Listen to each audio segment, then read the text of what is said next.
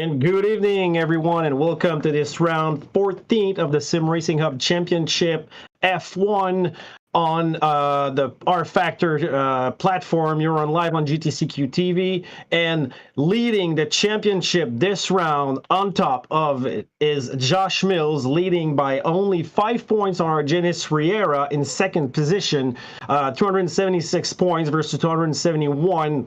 Riera coming back from two low performances, really bounced back the last races in order to come back strong in the championship. So this is really close. There is 5 races to go. Following in third position in the championship, Janos Magasrevi, the instigator of that league, the head honcho, really steady in third place in the no man's land, and followed still by the 2 drivers from the McLaren team, Mr. Glenn Cooper in 4th position and Otto Acosta. These 2 drivers are close to each other as well, so it's going to be interesting to dive into that championship and these races, because as I said, there's 5 left, and this is going to be close till the end. Good evening, I'm François Goulet. Welcome at our nice broadcast. Unfortunately, tonight I'm going to be alone.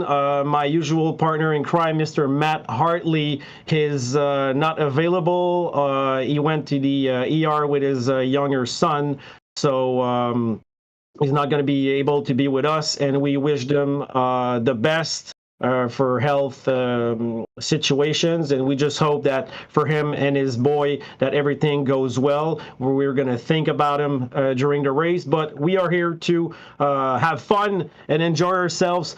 So we were expecting that race to be really interesting. We are in Baku. This is the SimRacingHub Championship, and we are still sponsored by Color Magic Printing, quality printing and fast turnaround that you can depend on. You're going to see their logo around the track a lot. This is really nice what they have done with this presentation. And okay, so we got a lot of topics to tackle on, because 5 races to go in the championship. This race should be a shocker, should be really box office.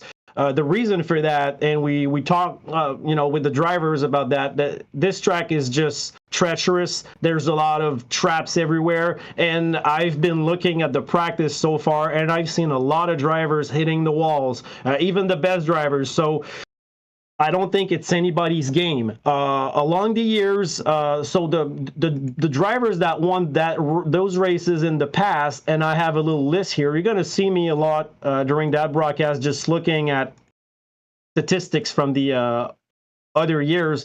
But the 2 drivers that won, Riera won 2 races in the previous year.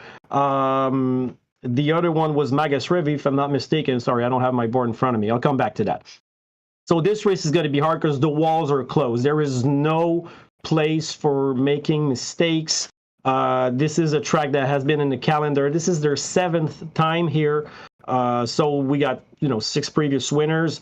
This is a track that I think a lot of people like or dislike. Especially they like it because it provides a good show, and you got the longest straight in the championship. So you got a lot of overtaking possibilities there.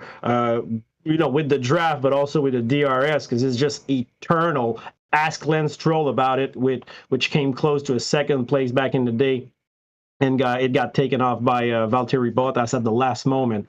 So this race, as I said, it's treacherous. There's especially one corner, and we'll see that in the qualifications. We'll be on board with one of our drivers. I'll tell you about every places that are really tricky to negotiate, but this should be a good show.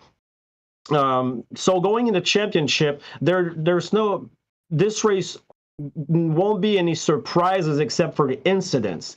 So there's no chances of rain at all during that race. I've heard that the tire wear should be an issue, especially for the rear. It has been like that for the previous years. So we should see strategies, although at maybe just one stop. On the previous years, most of the strategies were either medium, soft, and some people managed to do mediums and soft on the one stop. But the winning strategy the year prior was Argenis Riera, doing about 19 laps on mediums, then another 20 on soft, and then finish with another 15 on soft. So most drivers pretty much had a soft and a medium strategy. Not much people on hards. This is a track that is, the length of this track is about exactly 6 kilometers, 6.003. The spec of the tires are C3, C4, and C5, which are the softest. And that's about it. So coming in that track, this is a track with a lot of corners, 20 to be exact, if I'm not mistaken, exactly that. Although the last section is full throttle. There's a lot of full throttle sections. Well, I say a lot. A few of them, but it's quite scary because you got a lot of blind corners because it's a street circuit, and especially remember that turn number 15. That's the left-hander going a little bit downhill prior to the last real corner before the full throttle section. Qualifying results for last year. Riera managed to get the pole on last year, followed by Josh Mills. So those are our two usual suspects. A guy named Corey Mackey. Yeah, that's the name I was forgetting about. He won 2 races in the previous 6 years. There you go. So did Mills and Riera. So you had Riera, Mills, and Mackey. Magus Rivi was in 4th. Let's remember that Magus Rivi is really coming strong with the last races. He's steadily installed in 3rd position. He's getting great performances, great points. The Mercedes team is really strong now with the driver lineup they have. Let's not forget Ezekiel Montero, which came as a permanent driver. He was the ringer for many teams at the start of the year. Now Zeke Montero is permanently with the Mercedes team. So this duo is actually really chasing the duo of Glenn Cooper and Otto Acosta from the McLaren team that are doing a great job as well. So let's not discount them, but so far Mercedes has been on the strong end compared to McLaren, which had a little bit of unlucky endeavors in the previous weeks. I'm looking at the drivers right now on track. We got 18. Also, although I saw a name that I was not, Darren Fisher is back here on replacement for the Haas team. I think he might be replacing Elise Tape, which I don't see right now. Unfortunately, Tate had a lot of, let's say, bad luck in the previous races. He had issues in quali 2 races ago, had to start from the rear, was involved in a crash, and then we wished him the best of luck, last time around. And unfortunately, he also got involved in something sketchy at the start. So 2 early retirements, no points for Elise Tate, a driver that we like to see on track because he provides great performances, great fights. Also, what we saw in the previous weeks, the Ferrari drivers providing us with great racing. Walcott and Worrell, these drivers are very hard to overtake. So drivers will really have to be careful tonight in order not to crash in that race. The walls are very, very close. And when you overtake someone here, you really got to be certain of what you're doing, because otherwise you're going to end up in the wall. It's not going to be worth it. So still 18 drivers, and we're expecting the 2 other drivers to arrive in the meantime. Let's talk about the team standings, because yes, I was talking about Mercedes and McLaren.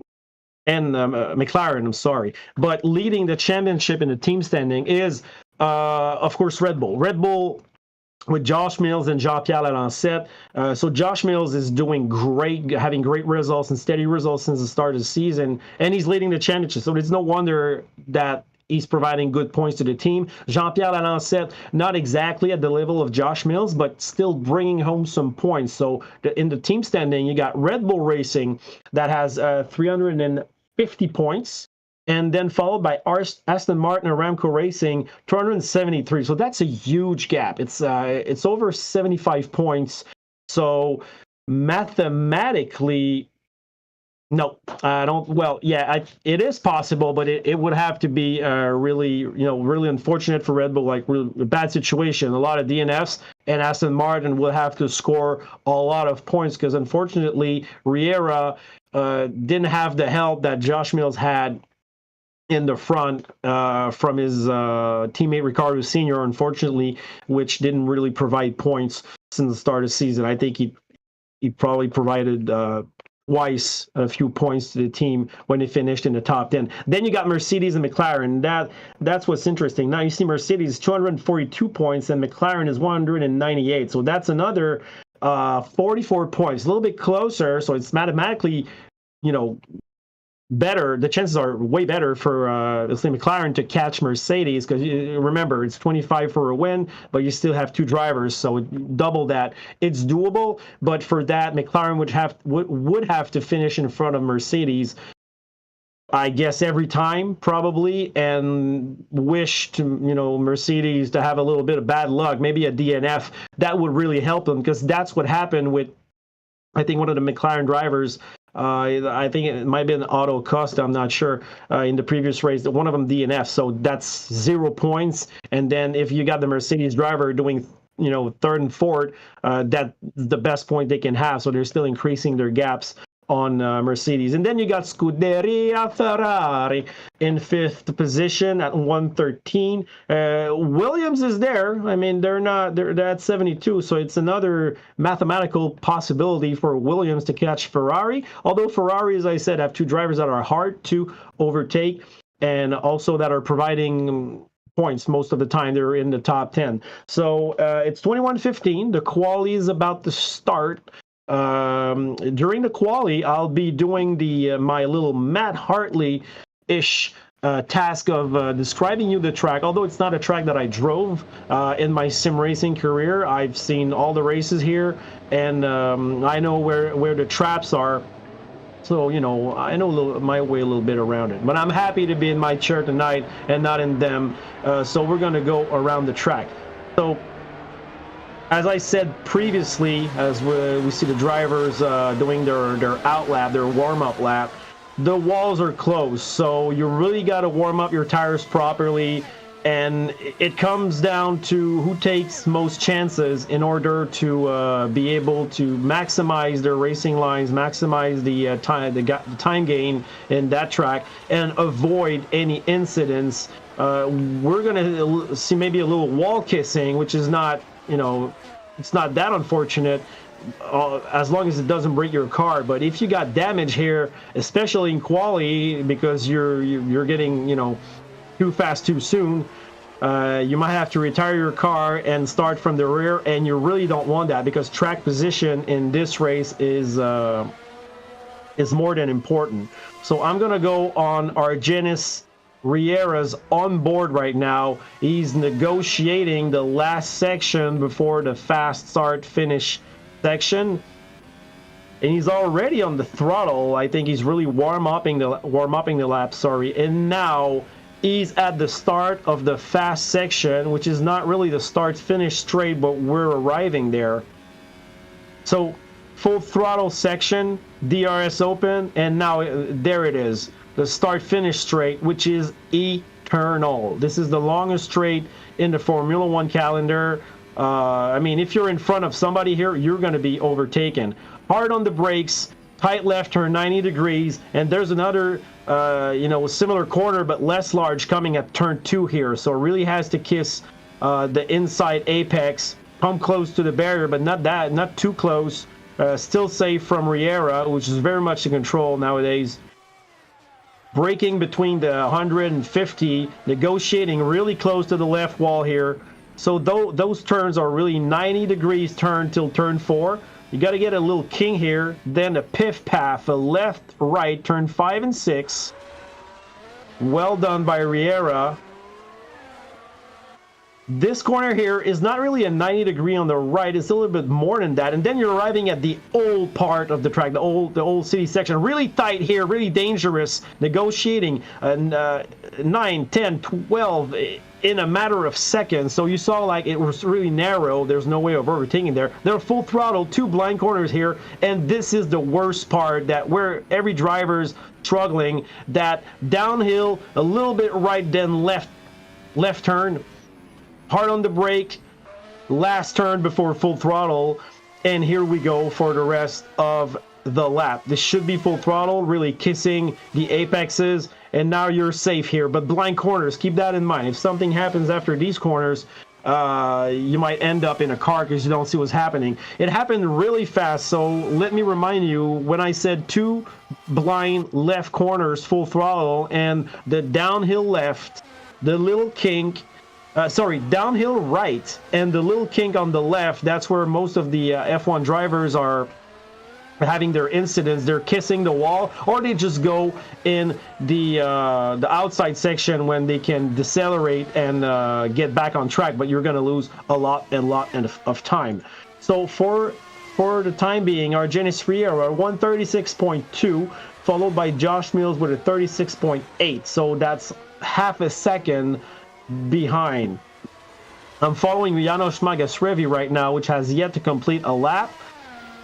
It should be good. Zeke Montero in third with a 37.6 so far. So I'm following Magasrevi on board right now. Qualified 12 so far, but no time on the timesheet. Let's see what he can do. He was following that driver, maybe to get a little bit of draft. And Magasrevi third, so 37.2.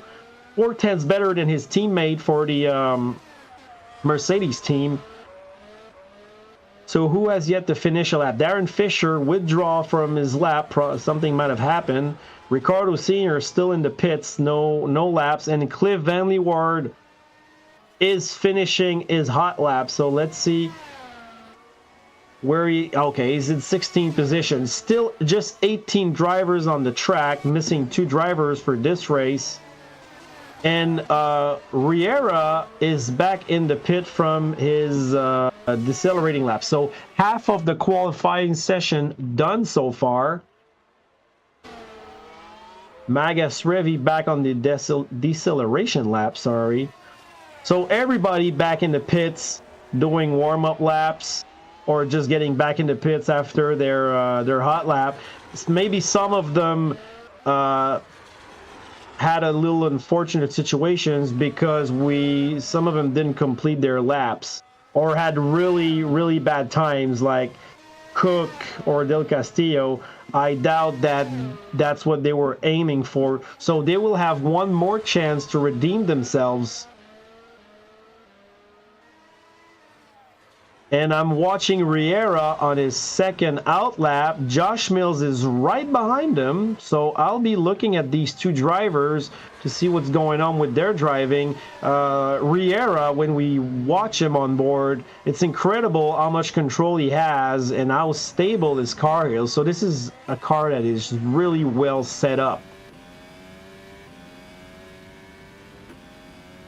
And imagine, we see Mills struggling sometimes with the rear of his car, especially on the relaunch, but not that much. You know, he manages to get really close to Riera, so I wonder what he could do with a car that would be as well balanced as Riera's. As I see Riera on the fast start-finish section, still full throttle, arriving at the start-finish straight. You see the stands are packed up with people. Everybody's here. You see our sponsor, Color Magic Printing. Go to colormagicprinting.biz. I've been on their website. They do everything. T-shirts, mugs, posters, name it. Promotional content, stickers. You want something? Go there. You can order that. It's pretty easy. And you see their really nice banners on the side. So well negotiated. Almost touch our sponsor banners on the right side. Sorry, Mr. Riera. Don't touch our sponsor banners, please. And okay, braking at the 75 marks again, really hugging the left side. This is incredible. So that's taking risks, but you know, he's in pole position, so he can do that because if he crashes, he will have a new car to start the race. Good on the relaunch. Mills as well, but a little bit understeery. Mills at the same corner previous, but still in control. Look how tight it is here. Oh, wow, that left-hander. Impressive from Riera, really hugging the barriers. That 9, 10, 11, 12 set of corners. And now, as I said, the treacherous part, arriving full throttle, going downhill, hard on the brake. There's more than often a block wheel there. In real life, that is. So I don't know for the sim part of it. Braking at the 50 mark, almost, and then back on the throttle for Mills. Looks like he's doing good as well. A little bit on the rumble strip, but nothing major, or no losing of balance here. No loss of balance. So let's see if Riera can improve his time. And this would be it. Ooh, okay. Okay, sir. And Mills aborted. So can Mills come back on track? No. Josh Mills aborted his lap while Riera made a statement at a 135.8. Let's see what Magasrevi can do. He's definitely on a hot lap, hugging the barriers. Well done by Magasrevi. Can he go get that second position out of Josh Mills' hand? It's doable. Wow, well negotiated here at turn 5. So Magasrevi's only... Otto Acosta in third right now with a 37 flat. Oh, little time loss here by Magasrevi. He really needs to take risks. Oh, and he does at the tight section. Cliff Van Leeuwen in front of him. So will that be a factor? That... Well, it's traffic. I won't say back marker. We're not in a race, but that's traffic here. So Janos Magasrevi with a car in front of him. Oh, that's impeding. Cliff Van Leeuwen, get out of the way, sir. Oof. That's not good for Magasrevi. I'm sure he's not happy about it. I don't know if he lost a lot of time in there. It might have cost him, especially with the dirty air that it provided at the worst place possible. Can Magasrevi do under 37.0 and grab that third place, even maybe second from Josh Mills at 36.8? And Magasrevi bumped Otto Acosta to 36.9, even with that little bit of traffic from Cliff Van Leeuwen. Now Montero's in the pits. Acosta. I'm trying to figure out. Acosta arriving at the last corner. Easy on a flying lap. He might be. I'm not sure, though.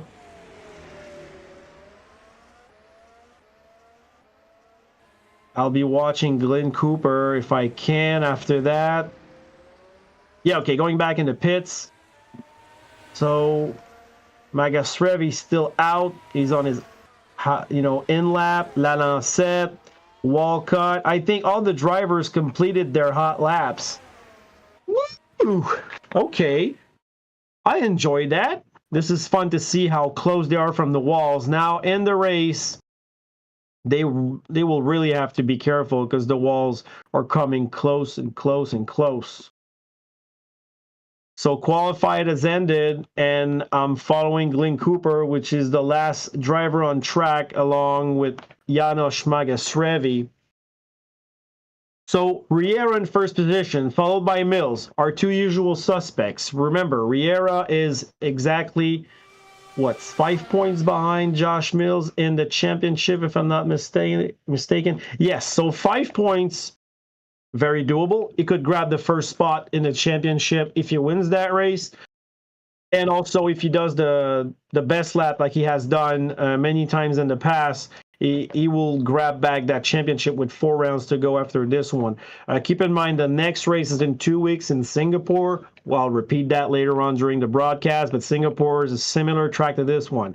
The walls are close. That's all I have to say about that. So, Riera first, Mills second, Janos Magasrevi in third, Otto Acosta for the McLaren team. Good thing for the McLaren team because they really need to split the Mercedes teammates in order to grab some points back in the championship. Followed by Zeke Montero in 5th position. And the times between these two, if you see second, third, and fourth, you got a 36.8, a 36.9, and a 37.0. So that means they're 1/10 apart from second to 4th place. This is quite close. Then Zeke Montero, half a second behind Otto Acosta. So I don't know what happened with Zeke Montero, but half a second is quite a huge margin in the Formula One. Followed by Jean-Pierre Lalancette. So for the Red Bull team, it's pretty good. Lalancette is always around that 6th position. I think 6 is just his number. He's always there. Every time I look at him, he's in 6th position. And he has a 37.8, so not far from Zeke Montero from the Mercedes team. So we should see good battles there. The warm-up's about to start in a few seconds. So in 7th position, you got Richard Walcott for the Ferrari team, followed by Glenn Cooper in 8th for the McLaren team. So Glenn Cooper really needs to overtake the Red Bull driver, the Ferrari driver, and if he can, the Mercedes driver, that is Zeke Montero, in order to score points. Previously mentioned. Bill Worrell in 10, so the other Ferrari driver. And then you got Ricky Haney in 11th position for the Williams team. Tony Mitsalis in 12th position for Scuderia Alfatori, which is now Red Bull, Visa, Cash, App, whatever. And Sean Higgins for the Williams team in 13th position. You got Jeff Hoppenheim for the Stake Alfa Romeo team in 14th position. Cliff Van Leeuward, unfortunately, was the traffic during that race. Sorry, Cliff. 15th position. Señor El Fuego, Juan del Castillo for the Alpine team in 16. His teammate John Cook in 17. And unfortunately for the Aston Martin team, Ricardo Señor. Starting from 18, he will have to work real hard to bring some points for the Aston Martin team, which is trailing, but we mentioned 77 points in the team championship. So that wraps up our grid. Unfortunately, we're missing 2 drivers. I'm trying to think about who we're missing here, but I think we have one of the two. We have one of the 2 Alfa Romeo cars, if I'm not mistaken. And the other driver, I'll think about it, but I think it's the other Haas. So we'll figure it out. I don't have the drivers lineup exactly in front of me, but if I do, I'll see. Yeah, Thomas Shepard, I haven't seen him. And, okay, well, you got a lot of people there. So we'll see. So warm-up started. Another occasion for our drivers to get, to familiarize with the track. I can tell you one thing, though. These drivers, they're not coming in cold. They're not doing a Goletsky, coming in races without practice and trying to do something. They practice. I've seen that. I talked to a few of them this week, and they were preparing for that particular race because they knew it would be treacherous. But what I want to see tonight would be something unusual. I would love to see a different winner, maybe not necessarily because of bad luck for our front drivers, but I would like to see situations that would unfold, and maybe a guy like Zeke Montero would get the win, or Magas Revi, because Magas Revi has been there. He's lurking around. He just waits for his opportunity. His best result this year would be second, if I'm not mistaken, for Magas Revi. Yeah, that is second twice in a row. Yeah, that was Silverstone and I think it was Hungaroring after that. So Magas Revi definitely deserves a win, and drivers like Cooper, Acosta, Zeke Montero, they have been on the top step of the podium, so they know they were around here. And maybe Lalancette or one or 2 Ferrari drivers. Kudos to Ferrari, by the way, who won the Monza race in real life with Charles Leclerc last week, and I mentioned it in a podcast that we did with Martissimo, the F1 podcast, that is one of our viewers, that if the real Formula 1 drivers watched our broadcast 2 weeks ago, they would have known that the one stop was the winning strategy. And speaking of which, I got my phone with me, and let's see if we got some people on the live. Yes, a lot of people.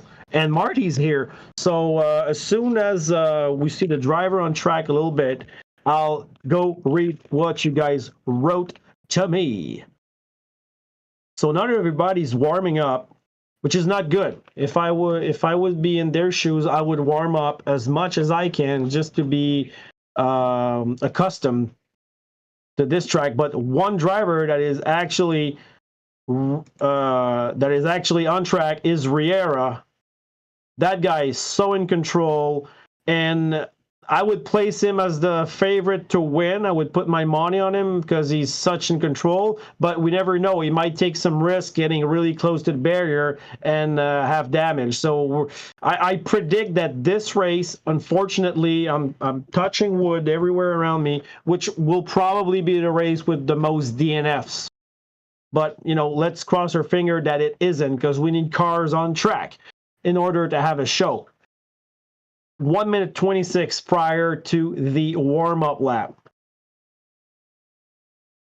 This is going to be awesome. I would like to remind our viewers that maybe just joined that unfortunately tonight my co-anchor, Mr. Matt Hartley, cannot be here tonight, so we won't have his nice sense of humor and his insight on the game, but I'll try to keep you awakened for all the race here during the night. It's going to be an exciting race. A lot of overtakings on the start-finish straight. After turn 2, probably a lot of cars in the walls. No safety cars, remember. So if you do something bad here, you have not a lot of chances. You don't have a lot of chances to redeem yourself. And that's what happened. You know, in real life, if Formula One mess up and there's a crash, there's always a chance of the safety car to bunch up the cars together. You cannot have that in the Sim Racing Hub F1 Championship or any. Most of the racing games, there's no safety cars to bunch up the pack, so there's no second chances. So as I said, Riera in first position, followed by Mr. Josh Males and Janos Magasrevi starting in third. So our 3 top championship point standing gentlemen, drivers. So they will have to bring up their A game tonight. Warm-up is done. These cars are going to get on track for the warm-up lap. Let's remember, this is a really short distance from the starting position and the first corner. So there's no draft involved at the first corner. They just have to, hit their mark and just try to negotiate in order to be unscathed between first and second corner. After the second corner, now you got a nice distance. Maybe somebody can take advantage of a good relaunch and have the draft. We have seen in the past somebody forget his brake button for the relaunch and went straight forward at the first corner, doing a lot of smokes. I'm not going to name anyone, but it starts with L and it ends in Hamilton. So for those who like that race as well, that track, look up on YouTube a guy named, he's the GOAT. His name is Mahavir Raghunathan from India. And you should see how he can negotiate the corners in that particular track. He went off course one day, and it took him just a little while to get around and do that triple point, it's not really a U-turn, but reverse maneuver. So we're about to have that warm-up lap. I'm going to go trackside. And I would like to remind you that in the booth behind me, you don't hear him, but you see his touch. Jas is with me always, and sometimes just whistling me in the ears what's going on track. We'll try to keep an eye on the action tonight. So this should be interesting. Warm-up lap starting right now. I'll go along as well with the full order during the warm-up lap. So if you forgot already, don't be afraid. I'll keep you in touch or informed about what's going on here in the warm-up lap for our starting grid. Remember, there's just 18 drivers. So we already had 2 DNFs. It's more like a DNS, did not start. It's unfortunate. We're the most driver we have, and this is what's fun with sim racing games nowadays. The computers, the consoles are are faster or stronger or more powerful. Let's put it that way. You can have, sometimes still 40 drivers on track to have racing. So we're in a good era for sim racing, and it's really enjoyable. I encourage you to, buy a setup, just equip yourself. It's one of the most fun hobby to have, the sim racing, and also it provides for people like us that like racing but don't have the money or the means to do it in real life, to have something tangible and realistic to lean on when we want to race. So So the grid for tonight. Argenis Riera in first position, Josh Mills in second position for the Red Bull team, Janos Magosrevi in third, followed by Otto Acosta for the McLaren team in fourth, Isaac Montero in fifth, Jean-Pierre Lalancette sixth, Richard Walcott for Ferrari in seventh, Glenn Cooper McLaren eighth, Darren Fisher in ninth, replacing... Remind me, Fisher is replacing for the... Okay, no, he's replacing for the Haas team. Yeah, that's exactly that. Bill Worrell in 10th, Richard Haney 11, Tony Mitsalis 12, Sean Higgins for Williams in 13, Jeff Oppenheim in 14th position, Cliff Van Leeuwen in 15, Captain John Cook 16th position, Ricardo Senor in 17. I thought he was 18, but you got Juan del Castillo in 18, so something... I don't know what happened between these two, but I had them, I think, reversed on my previous sheet. Sorry about that, and I would like to remind you that this race is sponsored by Color Magic Printing. Color Magic Printing is the best source for printing flyers, business cards, postcards, direct mail posters, and just about any printing product that you can imagine. We offer a multitude of printing options for our customers, from single color letterhead to a fully customized magazine. Our workflow process has been engineered for unrivaled production time without sacrificing quality. Find us at the web at www.colormagic.biz. On the live, let's see who we have. First, we got Mr. Marty Simon, F1 Podcast. Thank you for the opportunity for the podcast last week. Participated in that. If you speak French, I highly encourage you. We tackled Adrian Newey's Red Bull results or performances. We tackled the the ladder till F1. We tackled a few great subjects that are interesting between two races. We got No Specifics, Josh Mills' sweet half. Hello, No Specifics. Nice to have you here. I hope you notice my shirt. Stefan Broderson. Okay, so Stefan Broderson is usually here. I think that's the other Alfa Romeo driver, if I'm not mistaken. Oh, Fred Vero, what's up, Fred? Thanks for having you here. And okay, Jazz answered. There you go. Alain Lefrançois, Elise Tate. Yeah, don't see Elise Tate, unfortunately. And that wraps up everybody we have. Yeah, let's go Team Alpha. But Courtney got me. Okay, so that's why you went to a wedding. All right. So we're about to start the race. You pidoodly-doo. I'll be watching up front, Riera and Mills. So Mills is in second place, but he does have the inside line, as we see the lights going on. Fifth light, lights out, and the race is on in Baku. Great start from Mills and Riera, and Mills is pointing his nose. They might have touched a little bit. Everybody seems to go well in the first corner, but as I said, Mills in the walls. Lost his front wing, so there's a crash already at turn 2. Josh Mills in the walls, hit by Higgins. Funnel there, a few crashes, so Mills just lost his front wing. What an event right there. Riera still first in front. Second position, Janos Magosrevi, followed by Acosta. Jean-Pierre Lalancette in fourth position. So a few drivers managed to get a position out of that mishap from Josh Mills.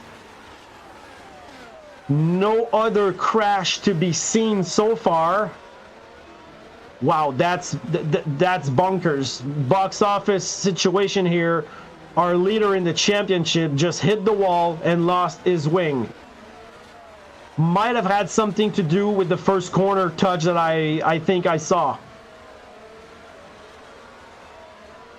And he's trying to fend off attacks from drivers behind him, but he won't be able to do that for long. He has no front downforce. Argenis Riera already creating a gap. Magosrevi in second position. Drivers coming real close to that famous wall at 15. And we're already one lap in, and we will probably see Josh Mills going in the pit right away to replace that wheel. He's going super slow. So it's going to be damage limitation for Josh Mills, unfortunately. And we see Tony Mitsalis, Cliff Van Leeuwen Sr., and Del Castillo following each other. Let's remind you that the first lap does not have DRS. But the lap after that, but they still have slipstream. It's not because you don't have DRS and you don't have slipstream. Richard Haney and Bill Worrell, turn 1. Can he make that work for Bill Worrell? Not quite yet. And then our drivers for 13 to 16, real close to each other. And of course, Josh Mills entering the pits. So we're going to keep an eye on him, maybe trying to get through the field because it happens in turn one. If he just have that damage, it's doable maybe to salvage a few points for him with the performance he can bring to the table. But really unfortunate for Josh Mills. Watching Mitsalis and Cliff Van Leeuwen, the two teammates for the RB, the AlphaTauri team in 11 and 12. So far, no real battles. People are just in a single train. Riera is just going away, but Magasrevi is 1.5 seconds behind him. So that's not that far. And remember, you can have the Senna effect. If you fall asleep behind your wheel because you're alone in front and you have no real threat. Oh, Magasrevi brushed the wall at turn 15. So damage? Question mark? I don't know. But Magasrevi did brush the wall for the tire compounds. So Riera is on the medium compound from what I see. Remember that sometimes it takes one lap or two to get the proper color for your wheels, but I'll tell it as it is right now. Riera, mediums. Magasrevi, soft. So that means that Magasrevi could catch Argenis Riera if he plays his cards well. Bill Worrell, followed by Glenn Cooper, and they're following also Richard Haney. So both of the drivers that I named previous, they have the DRS, and Worrell is right on Haney's tail as this Cooper is on Worrell's tail. The three drivers, they are providing the best show so far on track for 8th position going to 10th. Oppenheim and Higgins in the backfield, but let's keep an eye on Haney, followed by Worrell and Cooper. So this is for 8th position. Cooper lost a few positions. I think he was in 8th, if I'm not mistaken. Maybe 9th, but I think that was 8. Mills is 30 seconds behind John Cook. So he will have to get a little bit of luck and performance to grab some points and do a little bit of damage limitation.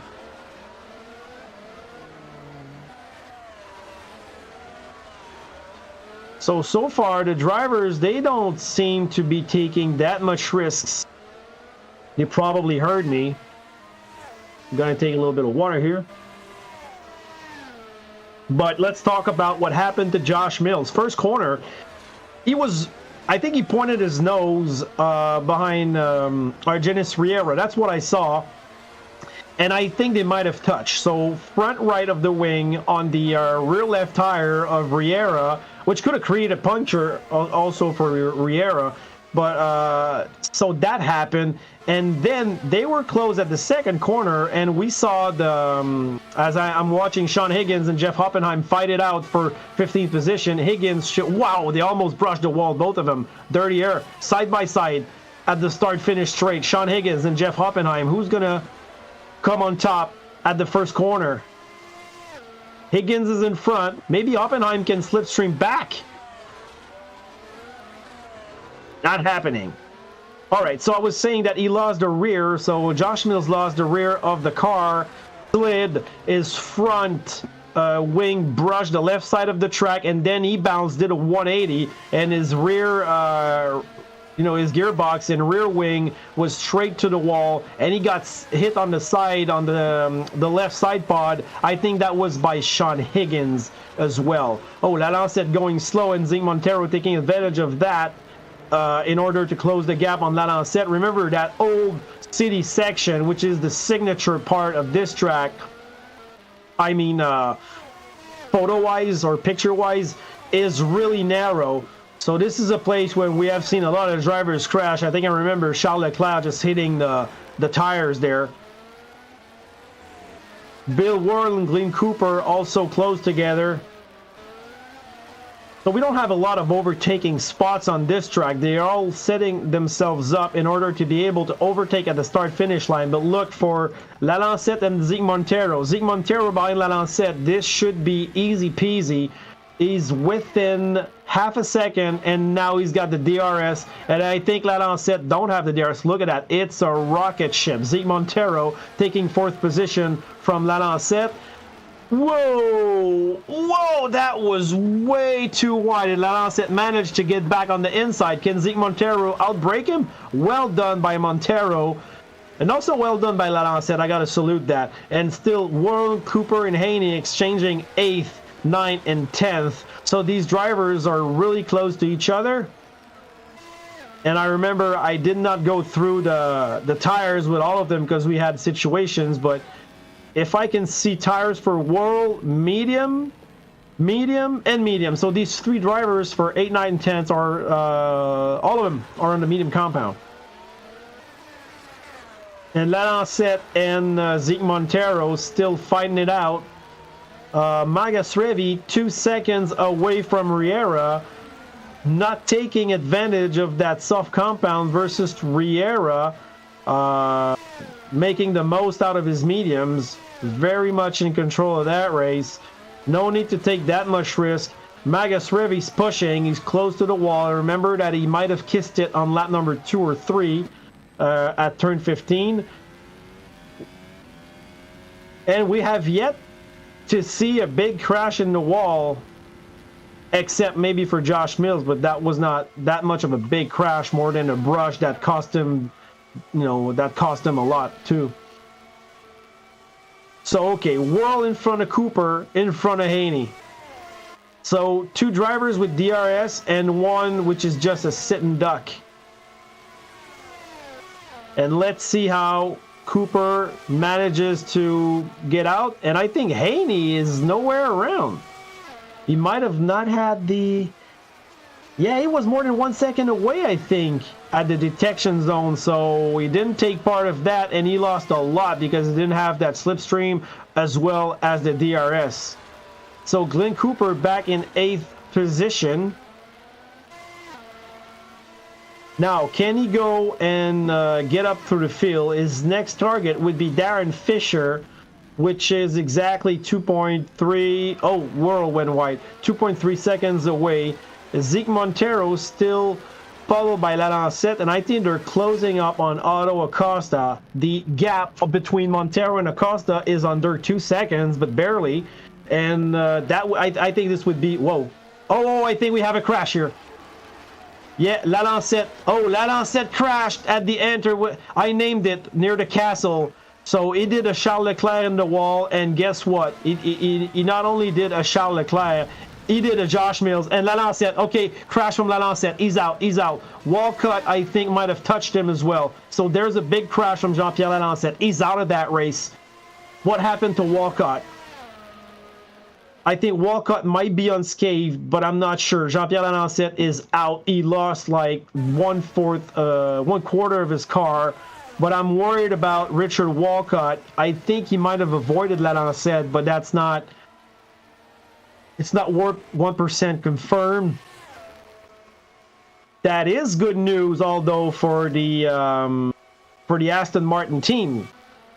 That is real good news for the Aston Martin team, because you got Josh Mills in last position, and well, both Red Bull drivers are either in last or out of the race. And Glenn Cooper and Bill World side by side, turn 1 and 2. Nice fight here, side by side. Much respect between the 2 drivers, but Cooper, I think he yielded, and he didn't fight that much, and now he's going to be under attack from Richard Haney. So that's the best fight we've had so far between these 3 drivers, by the way, which is always interesting to have 3 drivers to fight it out. And let's see what's going on with the live. Congrats on the bride and groom, Stefan. Oh, okay. Fun fact from Marty. I'm going to read it as I learn about it. Tonight's race is the only one on the calendar taking place on a UNESCO World Heritage Site. Oh, yeah. Okay. I like that. Yeah, it's probably that part that we're seeing as we watch the fight for 7th position.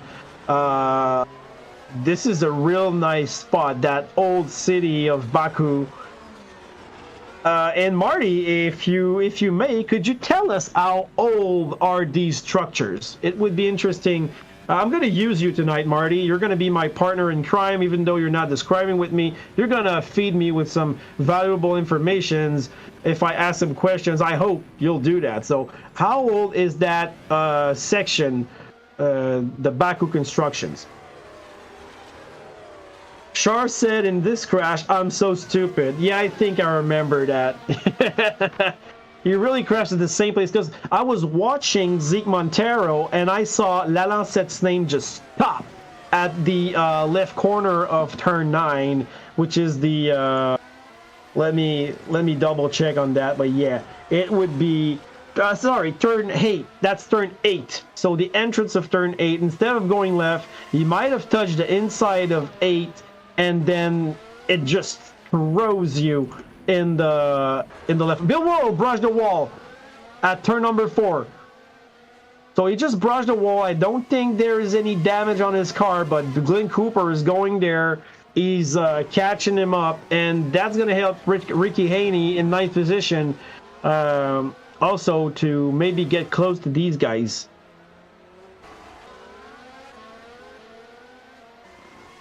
Jeff Oppenheim and Sean Higgins also find it out.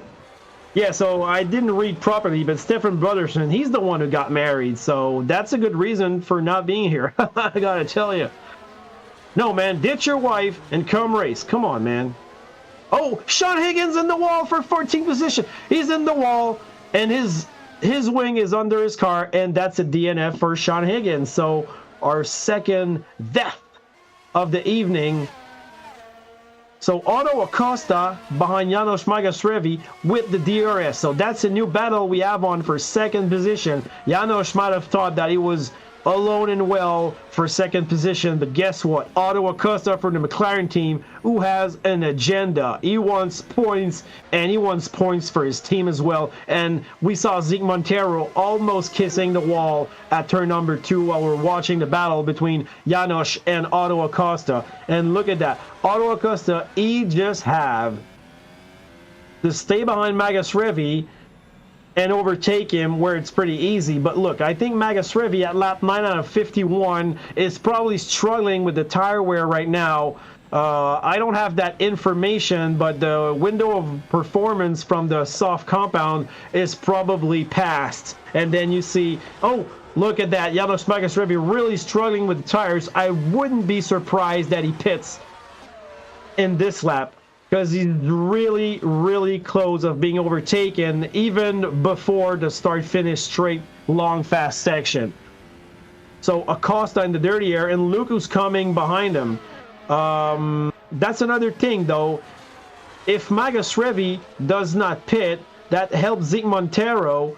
He's slowing down Acosta, providing Zeke Montero with a good opportunity for points and teamwork here on Otto Acosta from the McLaren team. So I wouldn't be surprised if he goes in the pits. Let's see if I'm right. And I'm wrong. But Magasrevi is going to be overtaken by Acosta, and Zeke Montero's got the draft as well. So I don't think Magasrevi... Oh, wow, Magasrevi, he managed to outbrake Acosta. Shocker. Acosta almost hitting the wall at turn 1. That was close. I would have put my hand between his right wheel and the wall. No, sir. And now, look at that. Magasrevi, I think he's playing the teamwork card, decided to stick up another lap. Maybe more than that. I might be wrong, but if he stays out and he slows down Otto Acosta, that gives Zeke Montero all the chances in the world to overtake Otto Acosta. That wouldn't be a surprise now. And Otto Acosta is the slice of ham in a Mercedes bread sandwich.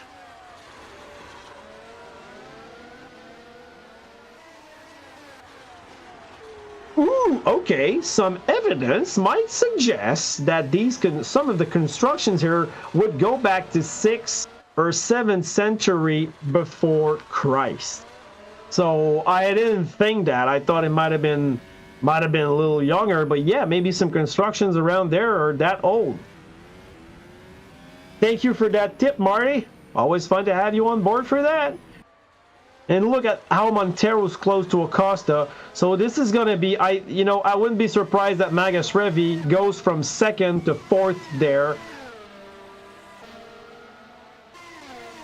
And maybe, if he plays his cards right, Montero will get the second position after that. This is a long straight, but these cars are going fast. Look at that. Acosta with the DRS. Okay, Magasrevi in the pits. I was not wrong. So now I'm going to look at Montero. Oh, I think he might have touched the wall. Not sure. But if he didn't, that was pretty close. Cooper and Fisher too for 5th and 6th. So Cooper, I think he had the best of Fisher now, just coming back in the order. That's good for Glenn Cooper. He started like, I think, 8th and now he's 5th. So good points. Well, remember that there's one car in the pits. Montero, he's within, almost within a second from Acosta. So he really needs to stick around in order to be able to be within the second at the detection point. Bill Worrell and Janos Magasrevi. Bill Worrell, okay, no. Bill Worrell, his wing is underneath him, and that's bad. I mean, everybody's carrying their wheels underneath their car now. So there's a wheel on track. He does not have the front wing anymore, but I think he will be able to go in the pits and repair that. But that's another extra pit stop maybe, but he's at the pit window, so that might not cost him as much as it did for Josh Mills. Mills actually is fighting with Cook, but I'm watching Acosta and Zeke Montero. So Mills overtook Cook for 14th position, but now look at that. Montero, he's behind Otto Acosta, and he should have enough with the slipstream, maybe in the DRS, to get the best of Otto Acosta. Can he do it? Can he outbrake him? He might be patient and wait another lap. It's a super long straight, but even there, with the DRS, it's not guaranteed as I expected. Bill Worrell and Tommy Mitsalis right now. Well, Mitsalis just overtaking a crippled Worrell now. He's got damage on his car. He's going super slow. So Worrell's going to go into pits. There is no doubt about that. Watching Acosta in second position. Remember, Riera, the fastest lap, 141.0, and just sitting on the first position. Not even a threat here, or nothing close to that. Zeke Montero and Otto Acosta. That's the fight we're looking at right now. And if Montero can get a little bit closer to Otto Acosta prior to that long section, you will have all the chances in the world to overtake him.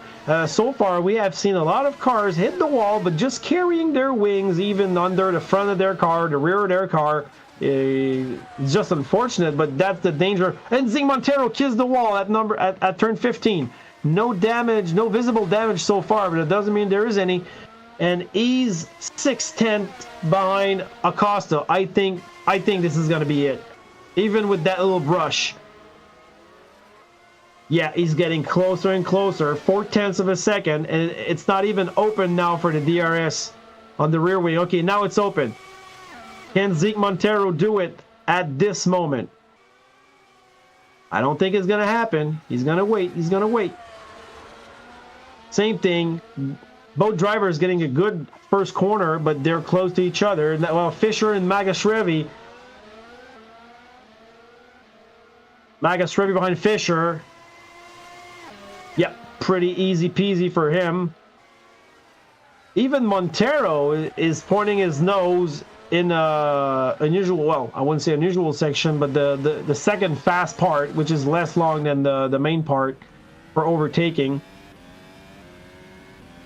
Still real close. Magasrevi back in 6th position, and he's got the fastest lap with a 140.9. And we're still watching Zeke Montero and Otto Acosta. This is the legit fight. This is a legit fight for second position. Really close to the wall for Otto Acosta. Taking a lot of risk to try to get away from Zeke Montero, because he knows that if he's too close at that start-finish fast section, he's going to be eaten alive with the DRS and the slipstream.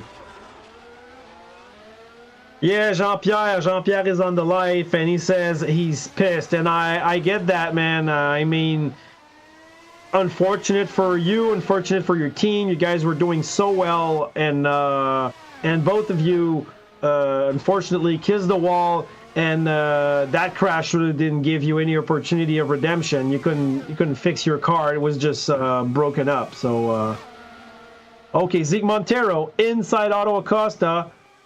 Pretty easy now because he was closer, so that's good patience. That shows maturity. But look at Otto Acosta negotiated the first corner better than Zeke Montero. But Montero now in second position. Remember, these two drivers are on the same strategy tire-wise, so that good operation for Montero, and that's not one McLaren wants to see from their drivers because they need these points.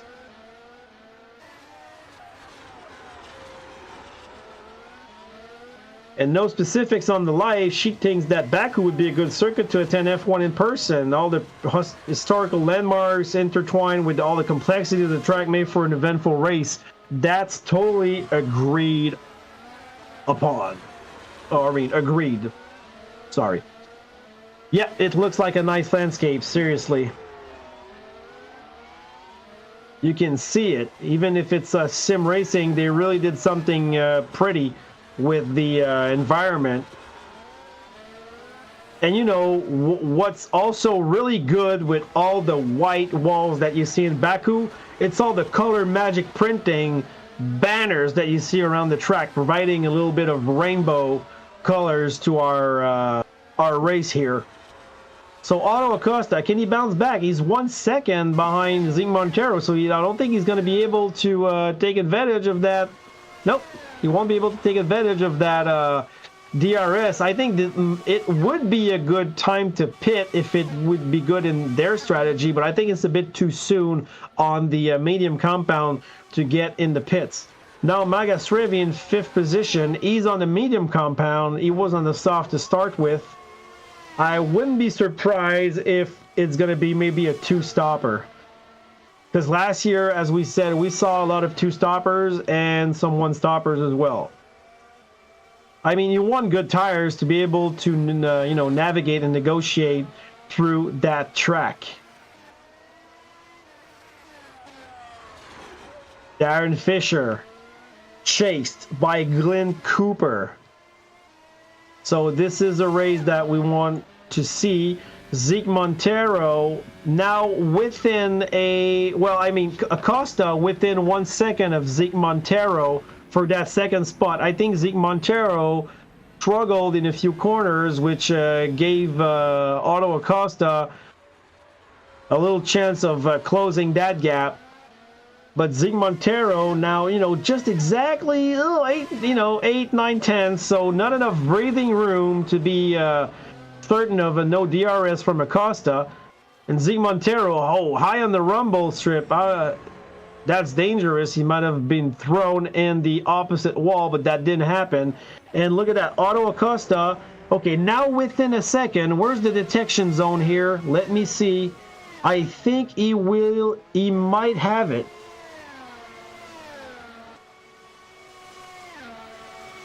Let's see. Is the DRS open? No, it's not. So he didn't get the 1 second at the detection zone, which I think is right after the last corner. Maybe Marty can help me with this one. Last detection zone for Baku. Is it? Oh, Zeke Montero slowing down.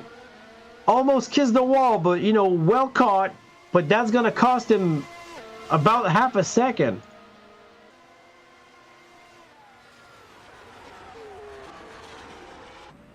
Okay, so that's an interesting statistic here, provided by Marty from the F1 podcast.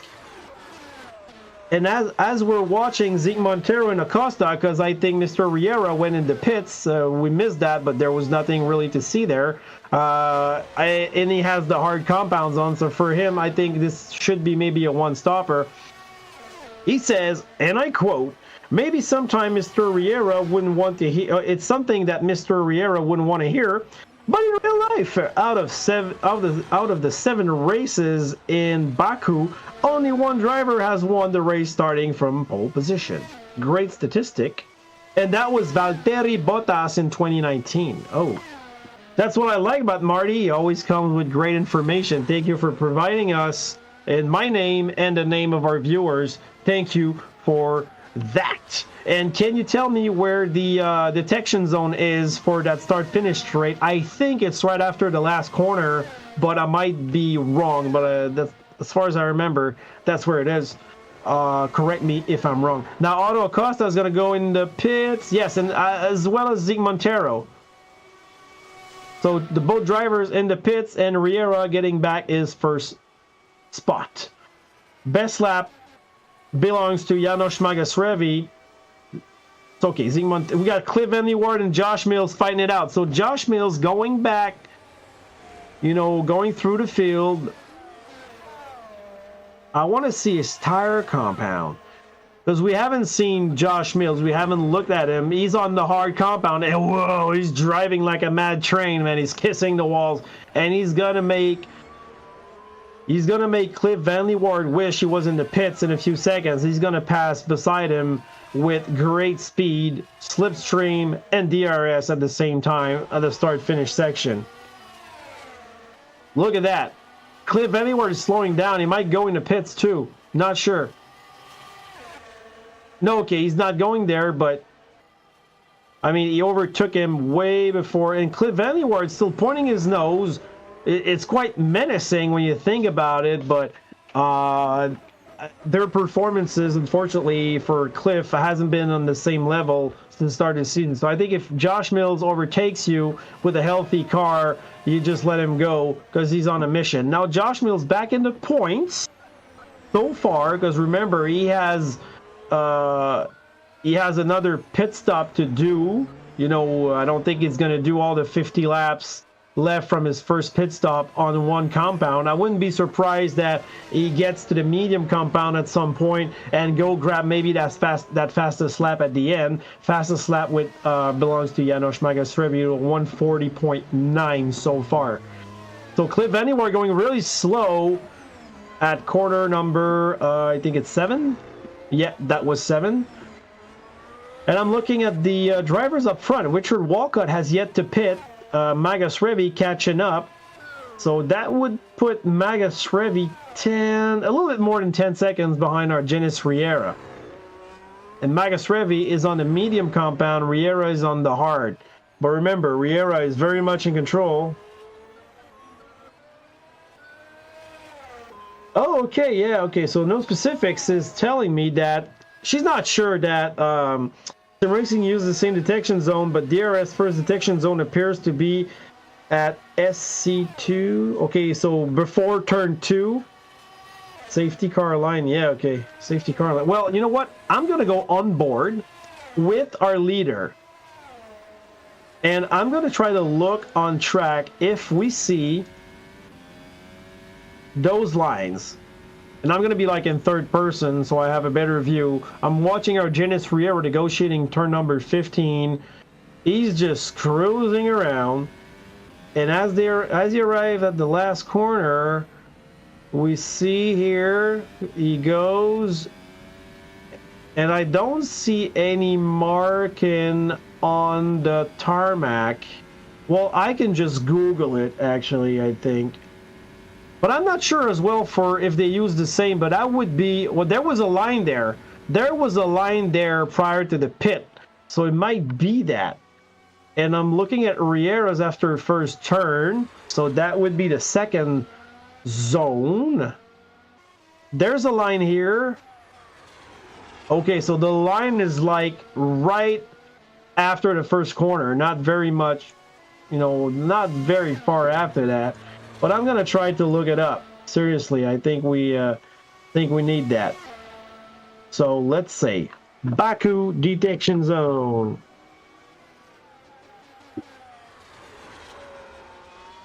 All right, thank you, internet. I'm gonna try to figure that out, but Richard Haney and Fisher are fighting it out. And what else we got on track? Jeff Oppenheim and Bill Worrell. I wouldn't be surprised. Bill Worrell is gonna will overtake Jeff Oppenheim on that start-finish straight to grab 12th position.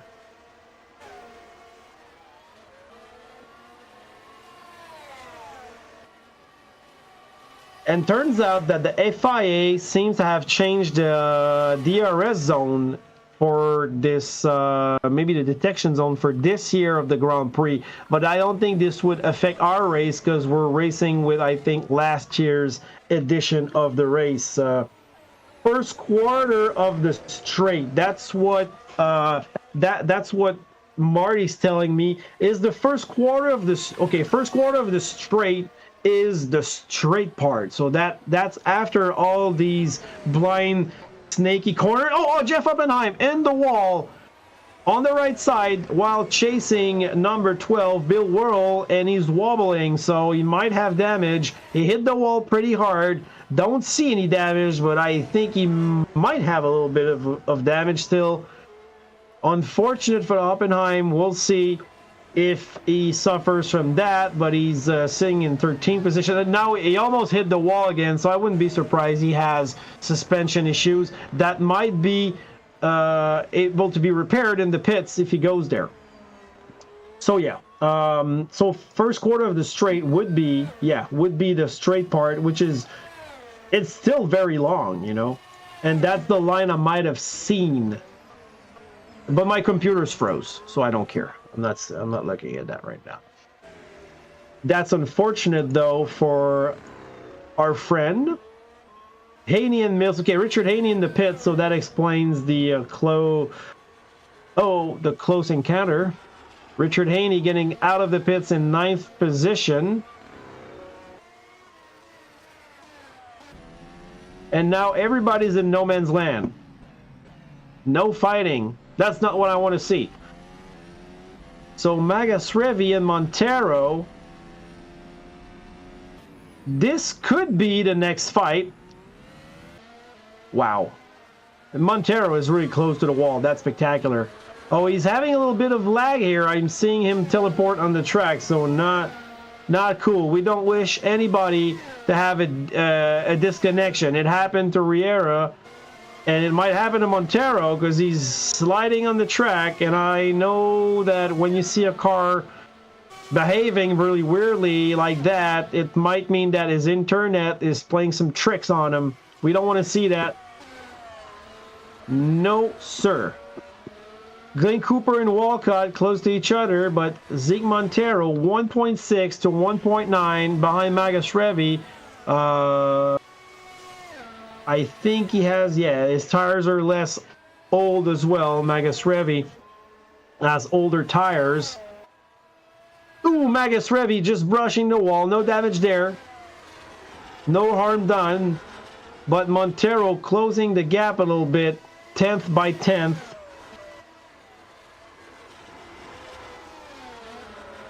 Okay, so on the live, we got no specifics. So where the DRS marker is on the catch fence, is there where they can deploy DRS, correct? Are there 2 DRS zones at this track? Yes, if I remember correctly, there are 2 DRS zones in this track, which is the start-finish straight and after the second corner. So I think you're right on what you just said.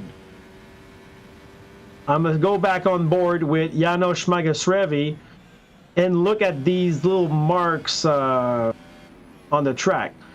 Because I thought, you know, if I'm looking at Janos, I thought the detection was around here before the blind corners. But what Marty said, and that would make sense, that it would be at the start, you know, the first quarter start finish, which is like the line we just saw here probably. Or maybe this one here, yeah, DRS. So I think the place we saw DRS would have been the detection point, because I have yet to see a car open his wing there, but I'm not exactly sure. Now we look on the right side and we don't see that sign there on the right because we see the marker, but it might have been, okay, DRS, the one that you saw that was, I think, the start of the DRS deployment zone. So I think you're right. When you see DRS, it's when they can open the wing. But let's try to get a confirmation on that. Oh, the pole in Baku is a subject to avoid with Charles Leclerc, who started in the last 3 races on pole, but for the last 3 editions without a winning. Yeah, 2 DRS zones. Yeah, well, if you ask your boyfriend to tell you about that, we'll just hope that we're going to get some stiff answers about that. Because you know what? That's crazy. Usually in other races, we're quite steady and precise on where the DRS detections zones are and where the DRS zone starts. But here, it also changed, so we're not quite sure of what's happening. But what I'm seeing, if Marty said that at 1/4 as I'm following Janos Magasrevi, which is followed by Zeke Montero right behind him. By the way, this is there's a race right now. The detection would be like around here, and I think the wing will open here. Exactly. So not a lot of distance between the detection and look at that, Janos Magasrevi now in 3rd position, going wide at first corner. Whoa. Okay. Mitsalis and Mills also. Look at that. The Red Bull on the sister team, 7th for 6th position. Look at Josh Mills going through the field. I expected that. So we're going to see more from Josh Mills going through that field right now. This is quite nice. So we're going to see on board with Josh Mills. He's going to open the DRS right now. So yeah, the DRS mentioned on the right side is exactly where he opens it. And he was already in front of Tony Mitsalis when he opened it because of just the basic slipstream. And look, now you got the other DRS, but he's in front. Let's see if Mitsalis has... Now, he's not even less than a second.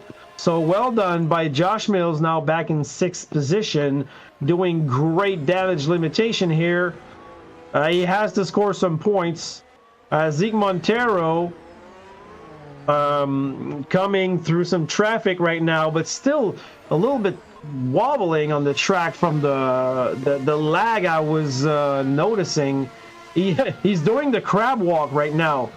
I don't know if you're looking at him, Jas, in the live, but I see his car going exactly like a NASCAR would go on certain oval tracks, doing the crab walk, really going sideways.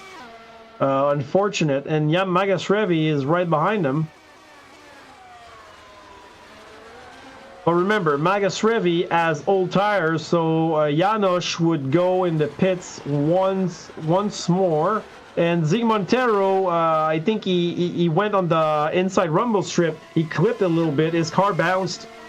And now you see Magasrevi with the DRS open. Now, Montero will have the DRS advantage if he does not overtake Ricardo Senor. But Senor is just going to go on the inside here, not creating any traffic or impeding whatsoever. So we got a battle for 2nd position between the 2 Mercedes teammates. And another thing about that's an unfortunate situation for the McLaren drivers.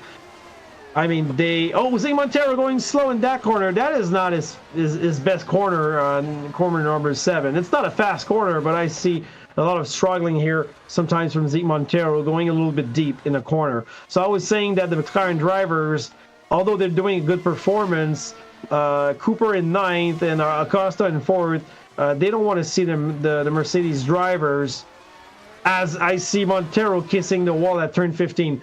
They want to see them drivers scoring good points because they're just going to sail away with the drivers' drivers' championship. Sorry, 3rd position, 3rd step of the podium.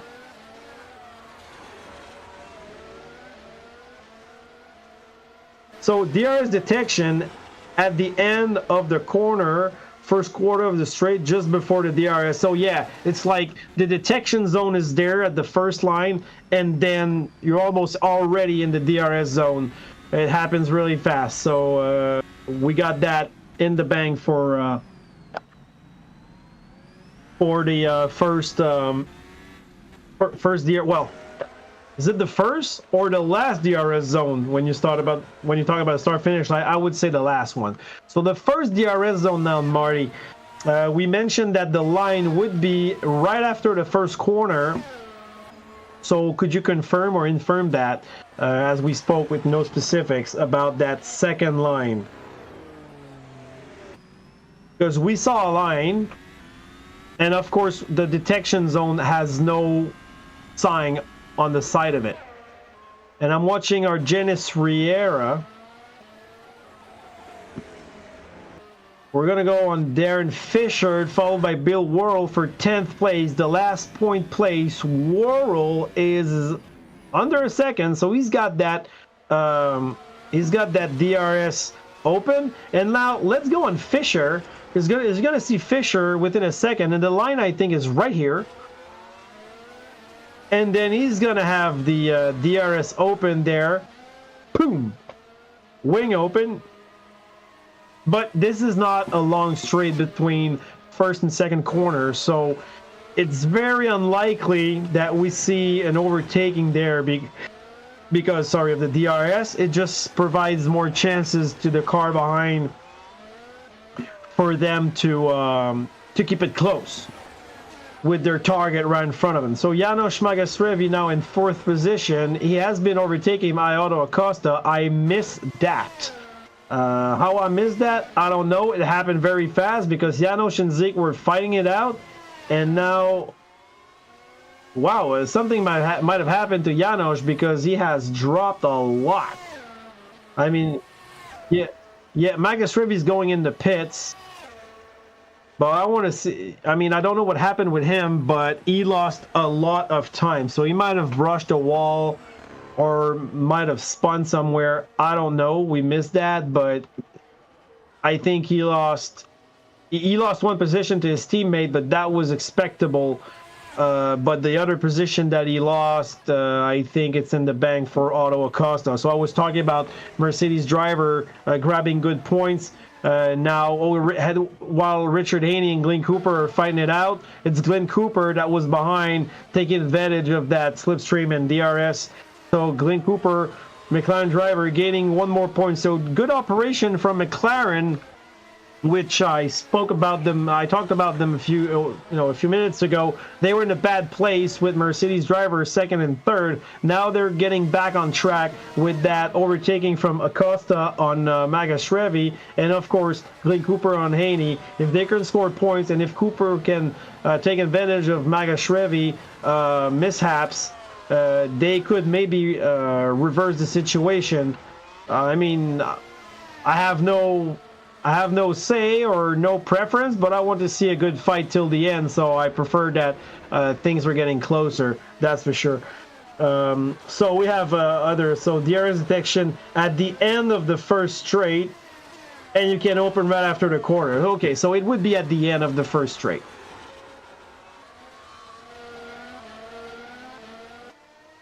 Richard Haney and Glenn Cooper close to each other. Riera leading by 14 seconds on Ezekiel Montero. So, I mean, Riera is still on the hard tires. He does not have a complete pit stop at his disposition to clear Montero. But, I mean, it's lap 27 on a 51. So it's halfway through the race. He's on the hard compound. I think he can still create a gap. And I wouldn't be surprised if Zeke Montero pits before Riera with his mediums, if I'm not mistaken. Glenn Cooper and Haney still racing on the start-finish line, but Cooper retained his 8th position. So, yeah, coming back to Zeke Montero, he's on the medium compound. He would have to pit soon, I guess, from that other set of tire. So we will see him probably pit before Riera, although he's closer to Riera than he was a lap ago, maybe by 1 second. I don't know what happened to Riera. Or it's just the tire difference, no clue. But if the two drivers have to pit, it's still a 13. Oh, okay, so it's just fluctuating. It's the accordion effect, I guess. It's fluctuating. Riera in good position. Cooper and Haney still fighting. Other than that, everybody's in no man's land. We're lap 28 out of 51 on the Sim Racing F1 Championship. You're live on GTCQ TV. Don't forget to like and subscribe. I am Francois Goulet, French Canadian. I'm usually with my buddy Matthew Hartley, half Brit, half Canadian dude, former Sim Racing F1 Championship driver, unfortunately for family reasons cannot be here tonight. It would have been fun to have him, but he's got to take care of his kid, which is the thing to do. We wish them the better luck that they have. This is round 14th out of, I think, 19 round there. Anyway, there's 5 left, 5 races left, including this one, so 4 after this one, of course.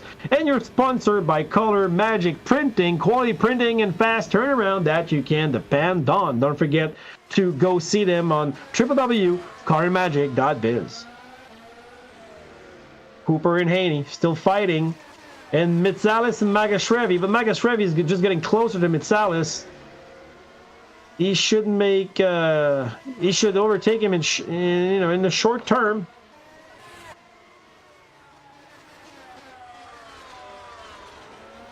What else do we have? Glenn Cooper, followed by Richard Haney. Still, so Cooper managed to overtake Haney, but Haney not letting him get in the way.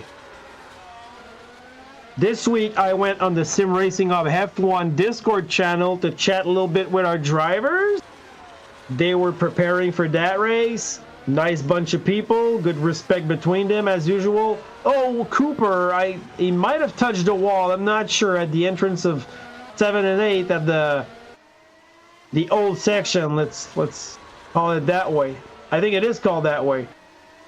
And Cooper arriving at that little downhill right king to left turn, treacherous part of the track, the most dangerous part according to all the other drivers. I think Bill Worrell might have brushed the wall, because I heard him slowing down, and I think he lost a bit of time here. Mitsalis and Magashrevi. So Magashrevi, as I expected, just passing by Mr. Mitsalis for that 6th place.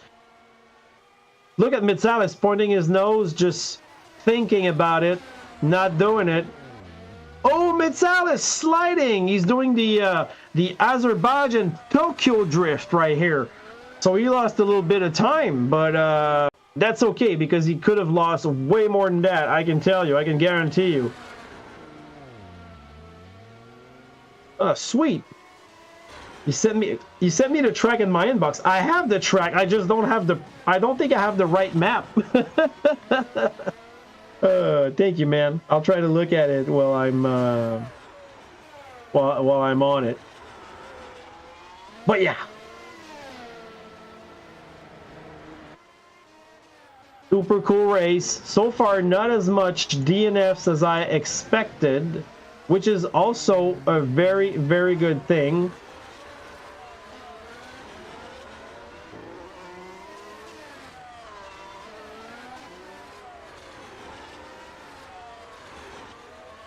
And everybody's in no man's land so far. Yep, no fight on track. We can now go, just grab a bottle of water to stay hydrated and hope for the next pit stop sequence to bring us a little bit of fighting on track. Because, 4 DNFs so far. Okay, we got Señor El Fuego, Juan del Castillo, which finished in 15. Captain Cook in 16th position, Sean Higgins for Williams, and Jean-Pierre Lalancette, which crashed in the most spectacular fashion. Started the race while we see Tony Mitsalis going into pits. I think his tires were just cooked. No pun intended with our captain, John Cook's name. And yeah, I mean, this is just unfortunate. Mitsalis in the pits. Ricky Haney now a little bit, a little more behind Glenn Cooper, not in any striking distance, but now you see Bill Worrell sniffing that opportunity of Richard Haney right in front of him. And Bill Worrell, He's a smooth operator himself in the Ferrari. I think he can do it. He can manage that. So that's a battle we're going to keep an eye on, because now he's within a second or just right on it. And that would give him the DRS advantage, as we see Richard Haney bouncing on the rumble strip, maybe losing a little bit of time. No, not that much. So negotiating in the old section. Now can Bill Worrell, sorry, it's fun to say Worrell. So Bill Worrell coming in striking distance of Ricky Haney. Really close to the wall for Bill Worrell. Can he be within the second? So well negotiated last corner for Richard Haney. So Bill Worrell 1 second, 1.3, 1.0. So what is that? Give me that. Okay, so I think Bill Worrell will have the DRS according to what I see on my overlay. Am I right? Yes, I am. So Worrell's got the DRS, closing the gaps on Ricky Haney. Won't be able to overtake him because he was a bit too far, but now he's in real striking distance, right in his gearbox, right on his tail. So that's the battle for 8th position that we have to enjoy right now, and that's what we want. We want to see some battles in Baku, Azerbaijan, 7th edition of that race. Riera, 2 wins. Josh Mills, 2 wins. And a driver, which I had the name earlier.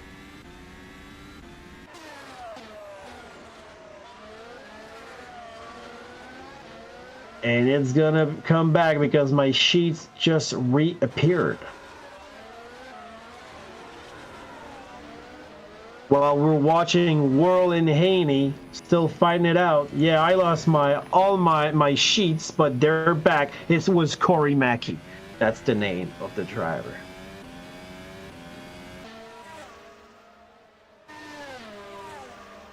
So that means I could go grab maybe that proper track map and stop speculating about everything.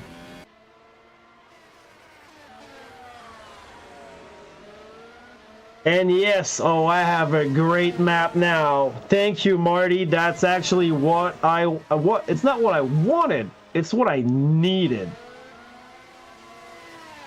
So I have a better, proper map here.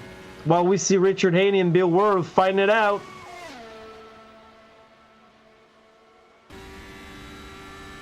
So Bill Worrell's in 8th position, Ricky Haney in 9th. Well done by the Ferrari driver.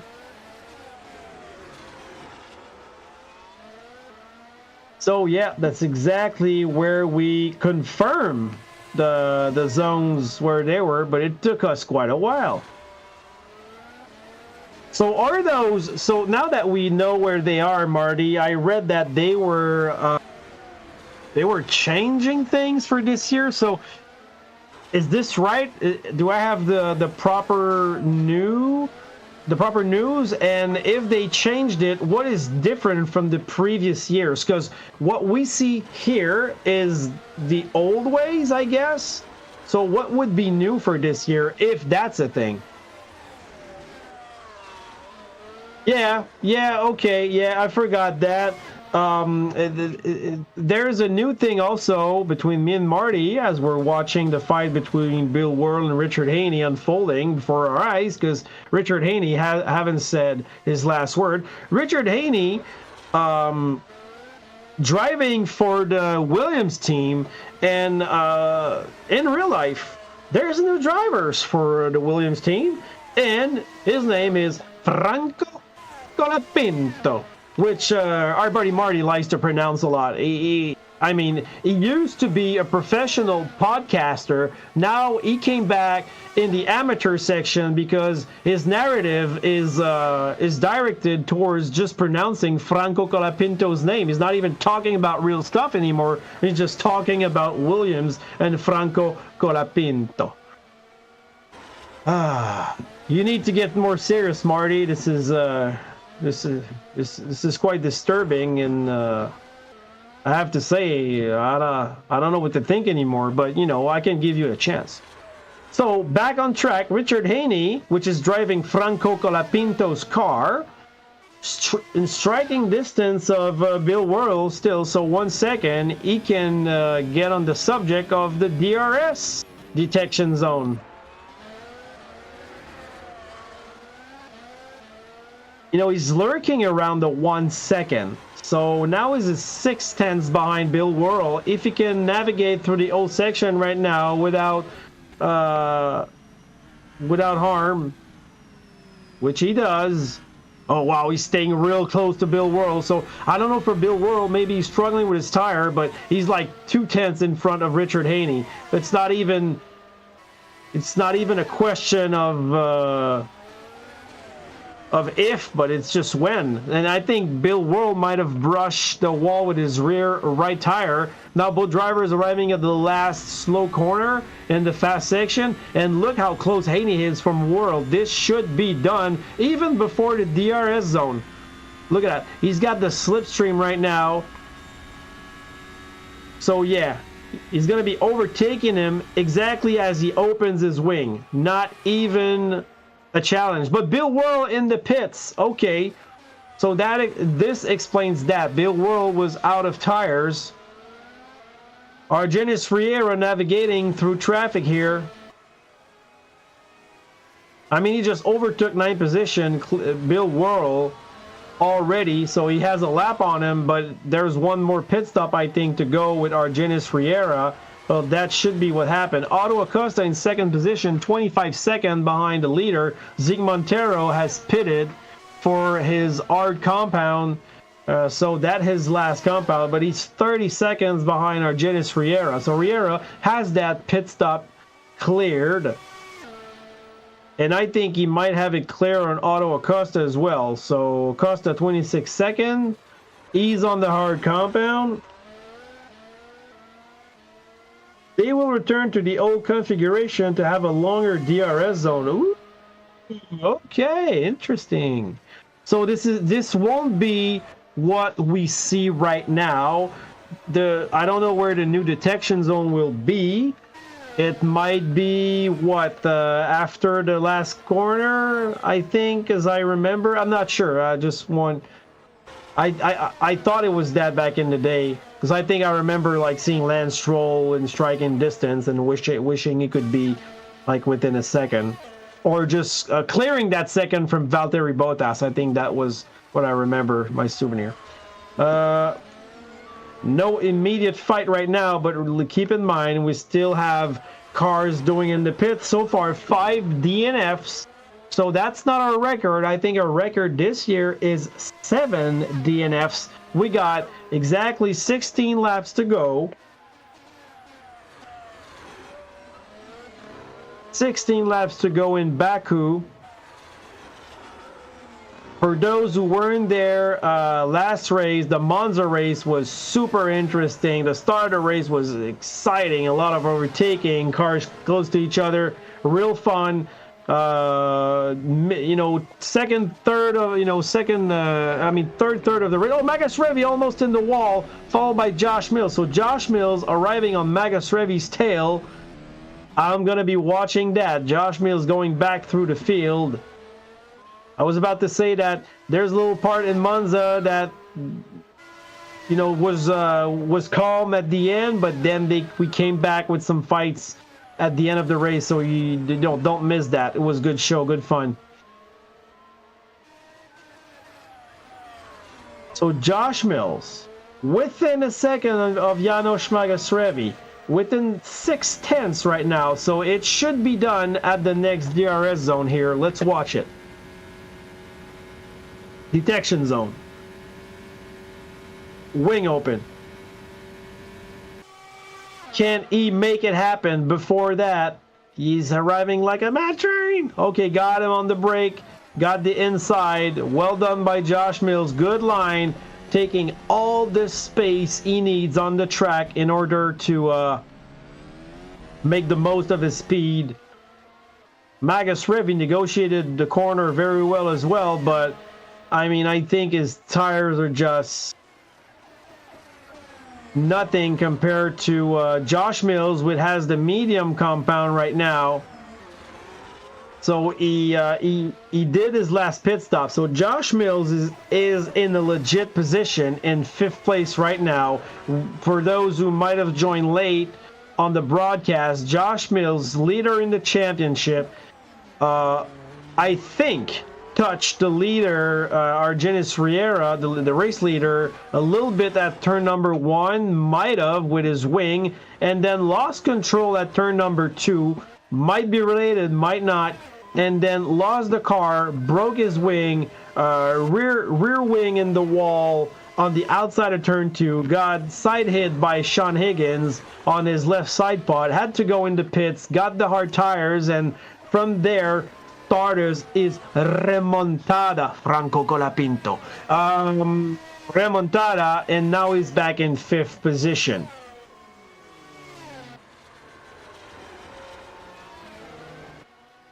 Well done by Josh Mills. This is not the win or the 2nd position he wanted, but there's still 14-ish, 15 laps to go. Let's say 14 now. And he's in 5th position. Now he's 20 seconds behind Richard Walcott, but I think Walcott might have another pit to do. So that would put Josh Mills maybe in 4th position. Josh Mills has the fastest lap so far with a 140.192. So that's another thing he has in his pocket. Riera still on the hard tires. I wouldn't be surprised actually if Riera goes a little bit deeper in the race with his hards and maybe get the soft compound to actually bank on that fastest lap at the end, because he's got the speed. And keep in mind, if he has the tires on a low tank of fuel, and there's a thing I forgot to mention that that Janos Magasrevi told me, and I have forgot to mention it. Sorry, because I lost my sheet about that. But fuel consumption would be an issue here.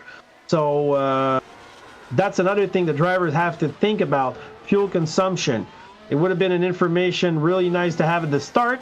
Mea culpa, forgot about it, but still it's relevant to talk about it now because we're at the end of the race. It might come into play for these drivers. Although for Riera, I doubt it, because since he's in control, he might be able to manage his consumption better. A guy like Josh Mills, who's on the remontada, maybe he will suffer from fuel issues at the end, but we never know. He might have been able to save a lot also.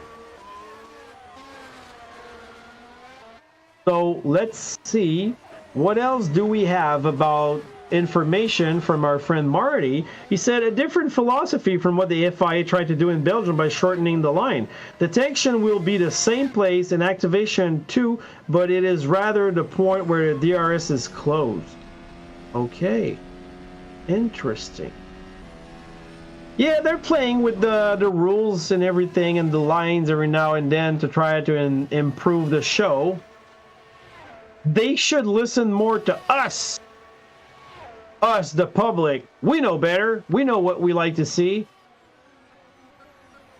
Sometimes we have great suggestions. We should start a petition. Josh Mills was so close from the wall in the old section. He's on a mission. You know what? Let's appreciate his driving. I'm going on board with Josh Mills for a lap starting in a few seconds. I'm going to be watching that. So we see him negotiating the last corner. So his last lap, Josh Mills was a 140.1, so that was his best. He might be improving by the lap. Let's see if he's improving his time right now. Although I think the best lap might have been done with the DRS open, but I think he already overtook his last target. So look at that, 139.9 from Josh Mills, and he's really close to the wall right now. That is incredible. In the second fast section,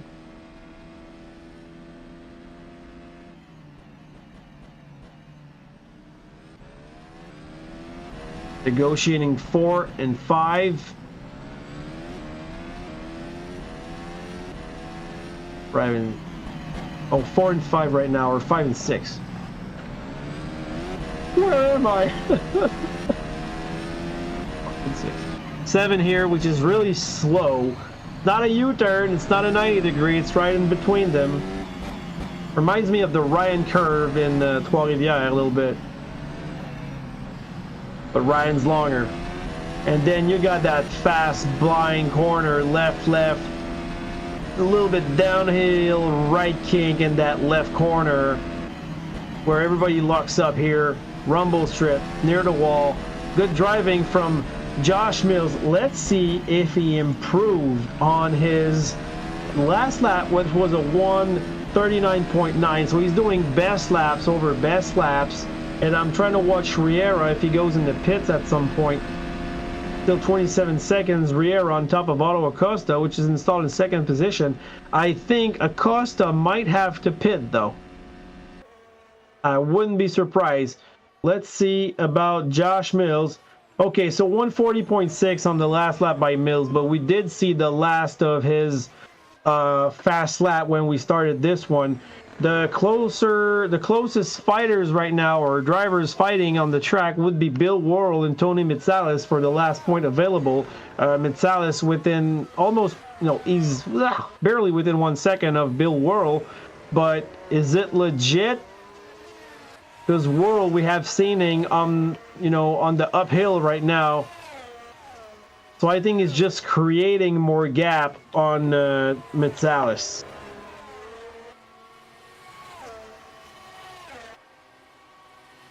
So he said, sorry, Monza was, as I said, but for an extra 103 meters, but at Baku, it's going to be an extra 100 meters of expansion for the DRS zone. Okay.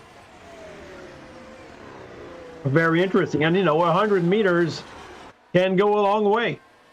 But it's, it's in Baku, 100 meters. I wonder how long it takes to one of these cars to go through 100 meters at this particular spot in Baku when you think about it. We can know actually if we look at the sign on the side. I think it is meters. Is it meters? It might not be. It might be feet. I don't know what the calculation is.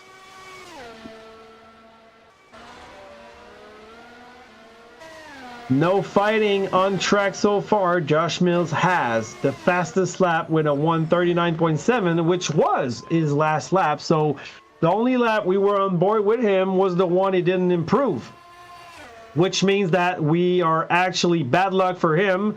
No specifics. I'm going to guarantee you we're not going to go on board again with Josh Mills right away, just in order to not bring him any bad luck. Otto Acosta, second position. He actually closed the gap on Argenis Riera, but Riera is on the old set of hard tires, and I don't see why he's not putting a set of soft. I wouldn't be surprised that he puts it within 2 laps. That's my prediction on this. He's coming close to Glenn Cooper in 7th position. So Argenis Riera will have lapped through 7th position. Although, as I said, I think he's going to pit once more. Can he make that, that stint with the hards go through the whole rest of the race? I think so.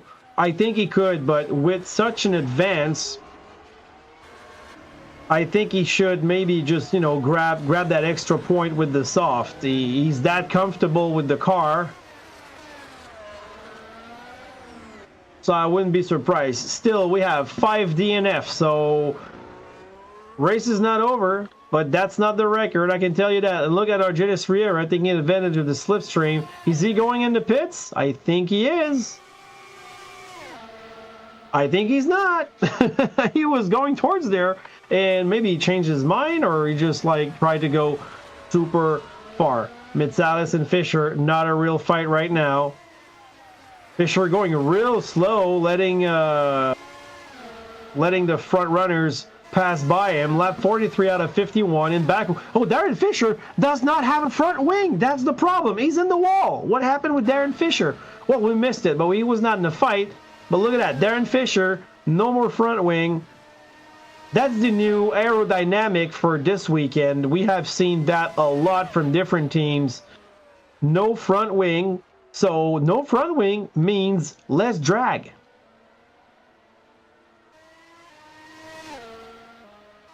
Okay. We got new information too from our lives. See, driver F1 podcast, Mr. Marty said, driver will be able to activate the rear wing 347 meters after exiting the final quarter. Turn 20. Last year, the activation point was set at 447 meters. No specific answers. I appreciate you recognizing that the announcer's curse does not exist. Oh, and then, oh yeah, it exists. Blake. Franco Colapinto.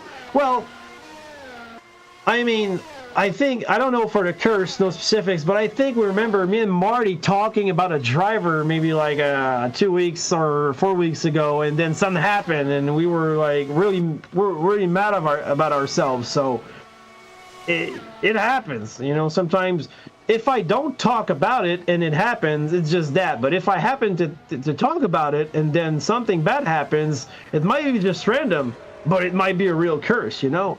And then you go buy a lottery ticket because you believe in jibber jabber. No fight on track. I hate to say that, but it's a thing. I'm trying to look out what the smallest gap is on the track, and it would be Zeke Montero behind Otto Acosta. Now, Otto Acosta is about to lap Bill Worrell in second position. He's on the hard compound. I don't think he's going to pit. Zeke Montero, still crabbing it out with the little lag that I see him having every now and then, is on the hard compound too, so no tire advantage on Otto Acosta. Close to the wall as well. Now Richard Walcott in fourth position. I mean, I said that he might have to pit again, but there's just 6 to 7 laps to go, so maybe I'm wrong. He's followed by Jeff Oppenheim, but he's a lap behind. So Richard Walcott in fourth position. Well done from the Ferrari driver. If these drivers don't have to pit, I mean, good operation, because Janos Magasrevi is now sitting in sixth position, and if the other drivers don't have to pit, that's a lot of position lost by Janos, unfortunately. So I don't know what happened, and if he finishes sixth, we won't have the opportunity to ask him. Maybe we can ask his teammate Zeke Montero though about that. So you remember, yeah. So the curse happens when you watch golf and NASCAR. Those two things couldn't be so, much apart. Oh, speaking of NASCAR, I don't know if we're watching Formula One. We enjoy that. But this weekend, this is the race at Watkins Glen. And this is my favorite road course race on the NASCAR calendar. It's in the chase, so that was the first time I think Watkins Glen's in the chase. And if you are racing lovers, you like good racing, there's nothing better. I mean, there's nothing better than a NASCAR race on road course. You got like maybe 15 potential winners.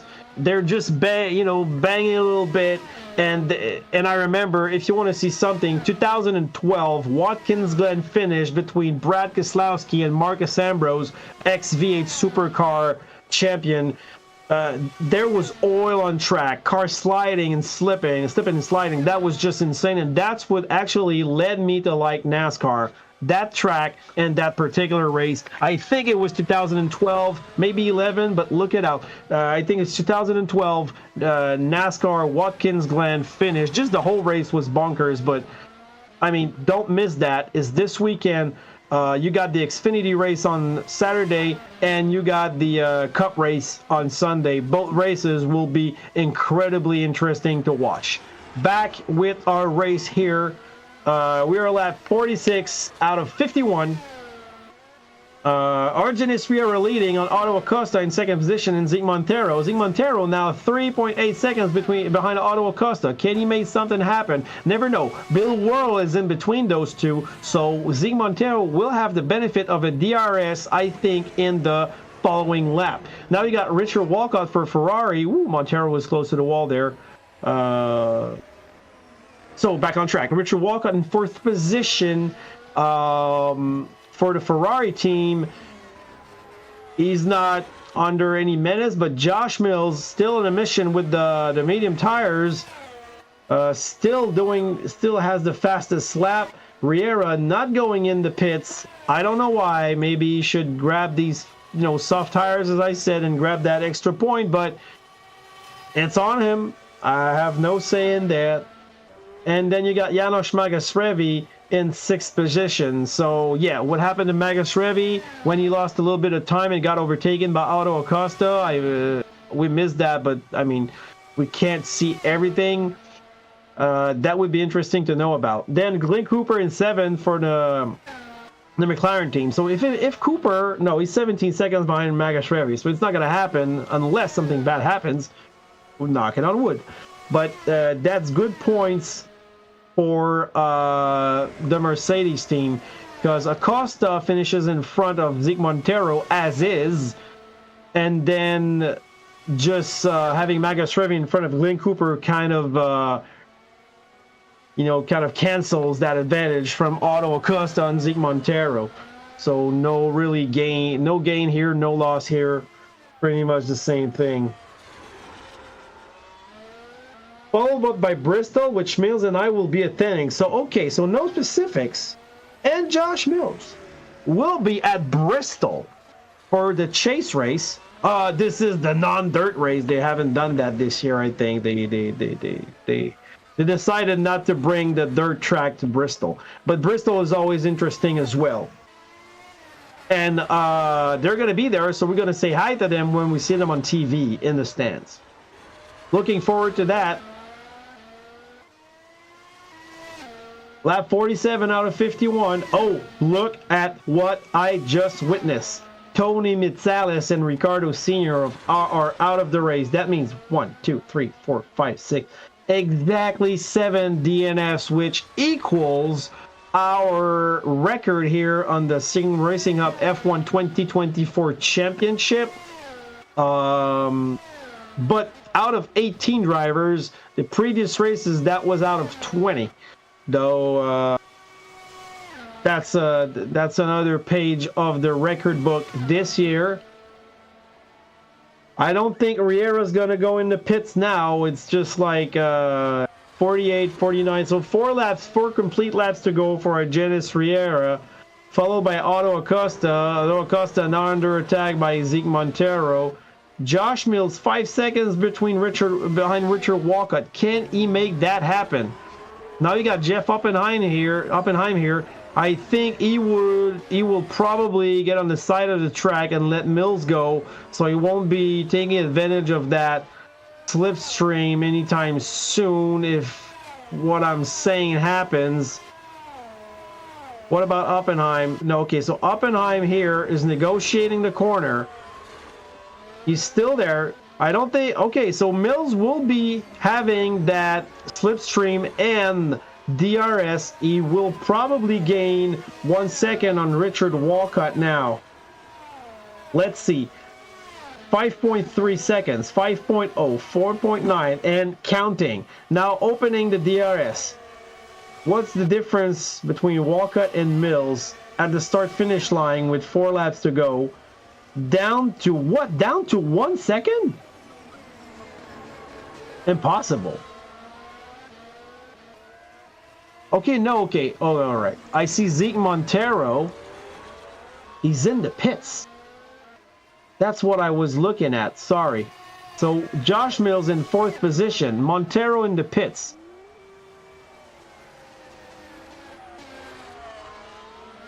So Montero, 4 laps before the end, getting back in 5th position. So that's huge. Now he's he's in front of his teammate Janos Magasrevi, and he let him go.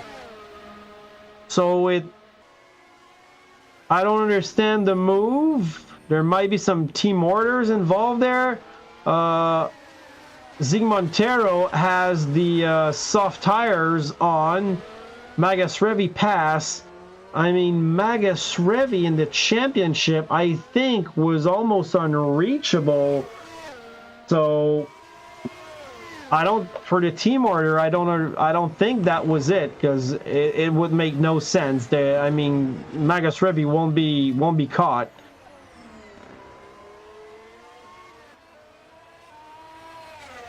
Okay, so Mills is 2 seconds faster than Richard Walcott right now with 3 laps to go.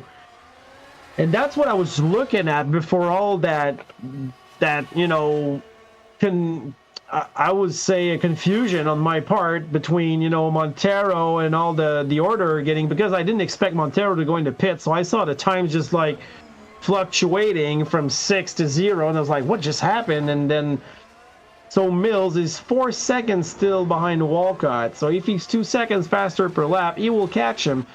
Mills, now he sees Walcott in front of him, and the accordion effect is bringing me within, you know, between 4 and 3 seconds. Can he make that happen? And how are the tires? Richard Walcott is on an old set of hards. Josh Mills is on a semi-old set of mediums. 3.2, 3.1 second.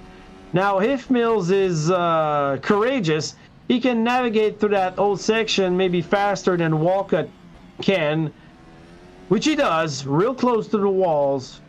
Courageous actions here by Josh Mills. Can he make that happen? And we know it can happen at the end. If he's in striking distance at the end, now he's 2.7 seconds, won't be able to have the DRS or anything like that. But, and what about Walcott? Let's look at Walcott. Is there any traffic in front of him that could help him open the DRS and fend off that attack? Not sure. Nothing in front of Walcott. Looking Mills, 3.1 seconds, 2.8, just reducing the gap like it's nothing.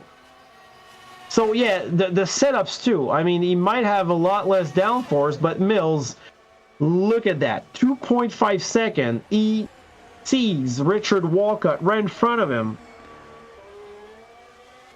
He sniffs it. If he can grab the 3rd step of the podium, I would be much impressed by that remontada. Oh, sorry, Franco Colapinto. From Josh Mills, just crazy driving from his part. Still 2.8, so that's not enough so far to be in striking distance. But still interesting. We saw that he gained a lot of time on the straight, so he might be just like even it up on the turn, you know, the corner section, and then in the straight he can catch a lot even with no aerodynamic advantage like DRS or slipstream. Still doing good in the old section. Now 2.4 behind Walcott. Oh goodness, man, can this happen? He's 2.2 seconds, closing the gap on Walcott. Close to the wall, seeing Walcott there. Walcott's not far. Whoa, I think, you know what? I predict a little bit too late, but there's 1 lap to go. Sponsored by Color Magic Printing. Riera negotiating, Auto Acosta. Both drivers in no man's land. We see Richard Walcott getting caught by Josh Mills, but just 2 seconds. Can Josh Mills make a miracle out of this race? Oh, what happened to Mills? Mills went straight at the first corner. Overshot the braking. That's done. Josh Mills is not going to be able to attack on Richard Walcott. He did a Lewis Hamilton, went straight up at the last lap. Was it the last lap? He went straight up, first corner, but managed to get back on track and not lose a position. Won't be able to fight for third position. Argenis Riera crossing the finish line. Otto Acosta negotiating the last corners. Great second position by OTTO Acosta. Well done.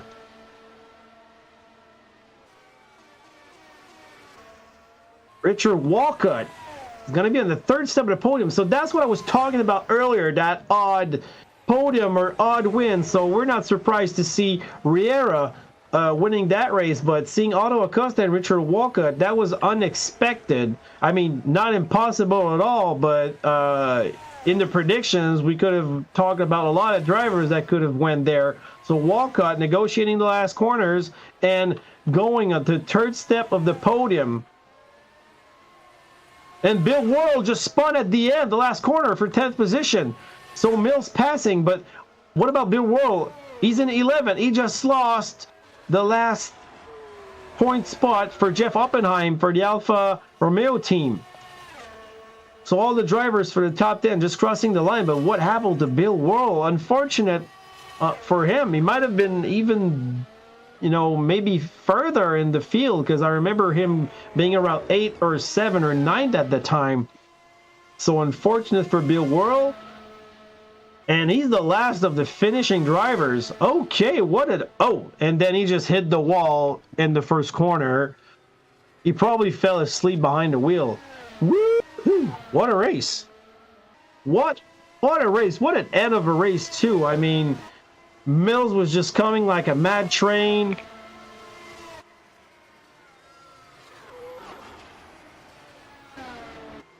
Janos Magasrevi, I really want to know what happened to him. Josh Mill has the fastest lap. I mean, got to think about a driver of the day today. It's going to be hard, actually. Oof. Honorable mentions. Great work, good race. Great work by Riera to put his name aside Valtteri Bottas. That's nice. Well, I want to thank you all on the live for providing me with some discussion topics and some valuable information during that broadcast. That was much appreciated. All right, so race standings as the drivers are finishing their end lap. Thank you very much, Marty, for that. So Riera won the race, but he's followed by OTTO Acosta. That's how Matthew would have called him. Richard Walcott. So first time for these two drivers on the podium this year, I think. I think I'm right about that. Let me double check though. Otto Acosta, yeah. Oh, he finished with 15 points in Belgium. So that would put him actually, I think that would put him on the podium just once. So yeah, we had him on the podium once. But Richard Walcott, third step of the podium. I think these drivers will join me in a few seconds. So I predicted it, the walls, and we saw a lot of front wings just taking off. They went reverse, they took off. The new aerodynamic specifications for Baku with the drag reduction systems on the front wing, which is no wing at all, happened too. But I didn't see any driver really having issues at the 15th corner, which I call it, because in real life that's really an issue. Most drivers are just locking the wheels there, and they're either going in the safe zone or they just hit the wall. That's what happened. And that's the section between 15 and 16 when we remember under a safety car that Hamilton and Vettel had that little beep, beep, when Vettel side bumped Hamilton. That was that was an eventful race as well. So I hope you enjoyed that race, of course, because there was a cool fight between, I want to salute the fight for 8, 9, and 7, 8, 9. I think it was between Glenn Cooper, Richard Haney, and I think it might have been Worrell at that moment too. The two Mercedes drivers look at the start like they would go and get second and third position in the bank. It did not happen like that, so that's another thing. Unfortunately, I will have to ask Janos and Zeke Montero what happened with them, because Zeke Montero pitted at the end to get to put the soft tires on. And I mean, there was just 3 or 4 laps left, so I think they might have bet on the fact that they could make their tire last, but it didn't happen like that. And you saw, when you suffer from rear tire drag here, you're going to hit the wall certainly. So far, no drivers coming in the Discord for the interviews.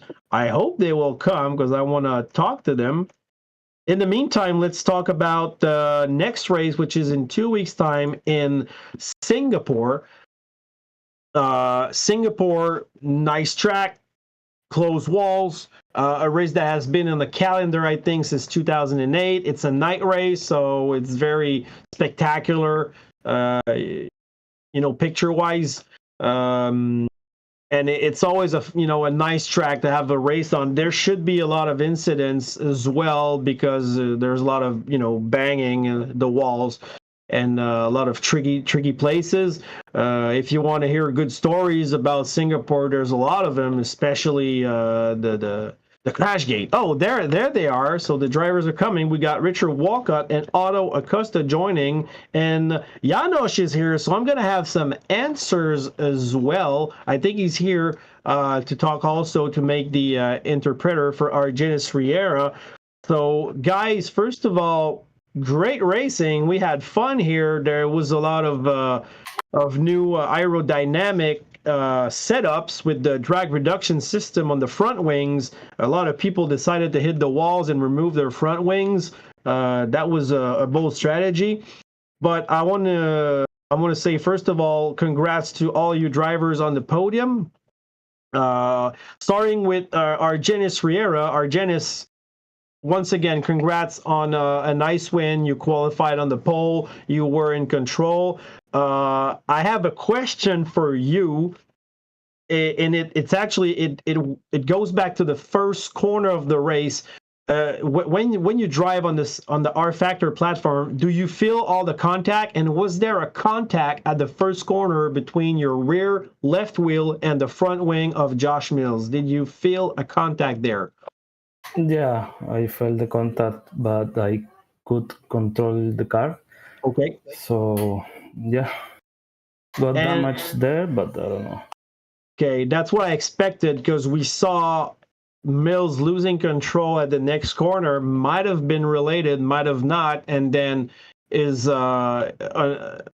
mishaps happen. My other question for you, I really thought that you would pit at the end to get the soft tire and bang the fastest lap. Why didn't you pit, although I think you were clear in the pit delta, maybe to get a set of tire. Am I right about that? What was exactly the pit delta?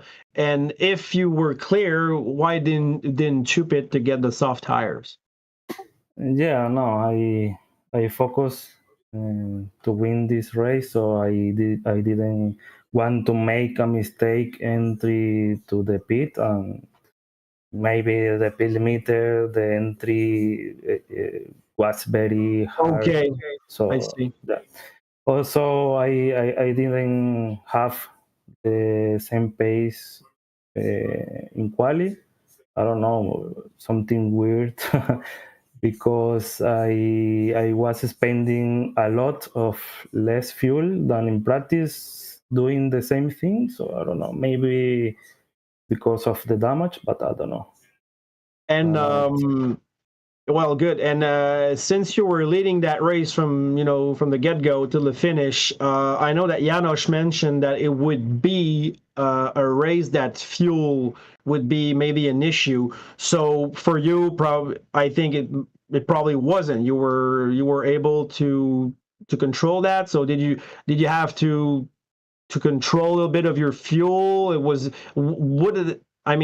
Would this be an issue if you weren't in front? Did you have to look at that, or it was not really a challenge for you there? No, I have some experience with endurance race.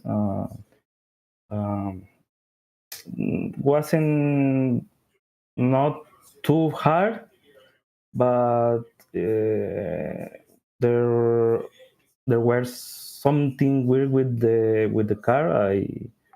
I didn't feel so good. So I don't know. Okay. I was spending less fuel, but I don't know. Maybe. Well, you were in control, so I mean, for you, you didn't, we were not under attack, so you could really manage that. So again, congrats on the win, and you're taking back the first spot on the championship. Because just spam, but maybe if not spam, I don't know.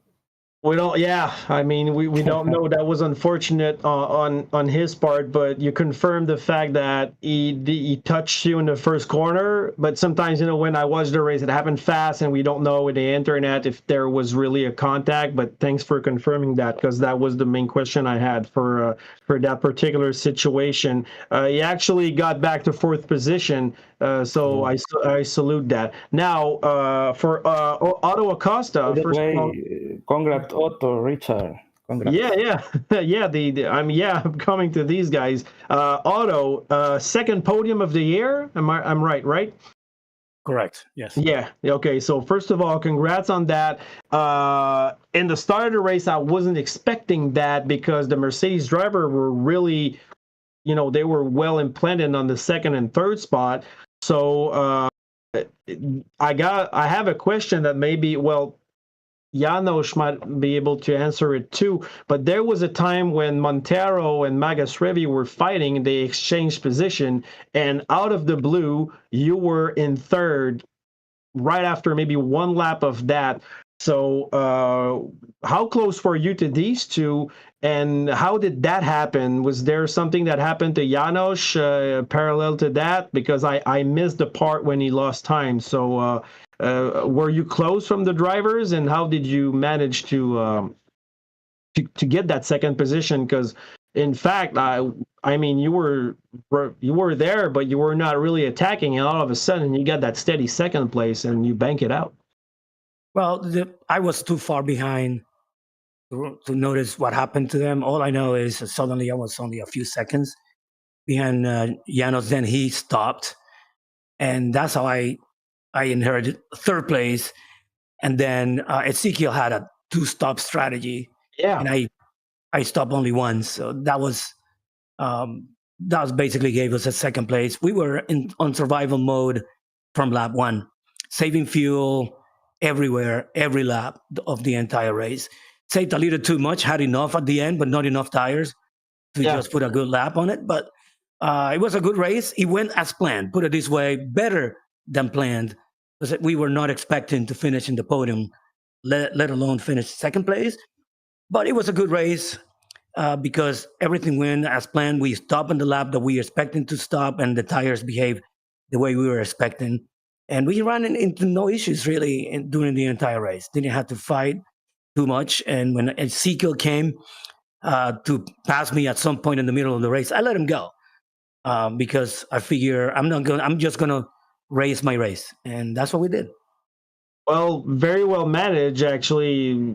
Shrewd operation. I have nothing else to say. That you were there, and at some points I was trying to make my calculations with the pit stop strategies and where you were, and I was looking at the tire, and I was like, I think he doesn't have to pit again, and that would be a legit position, and that's good for the team championship for you, because you guys were a bit behind Mercedes now because you had bad luck in the previous races. I think that might have been you that had a DNF. Was it two in a row?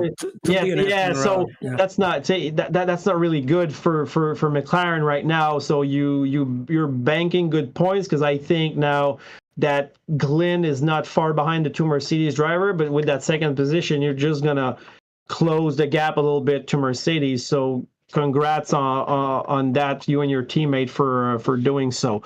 So good luck on that, and congrats for that second position. Well earned, straight up. Seriously, I wish Matt would have been there to see that, because I think he's a big fan of yours, and OWTO delivered today.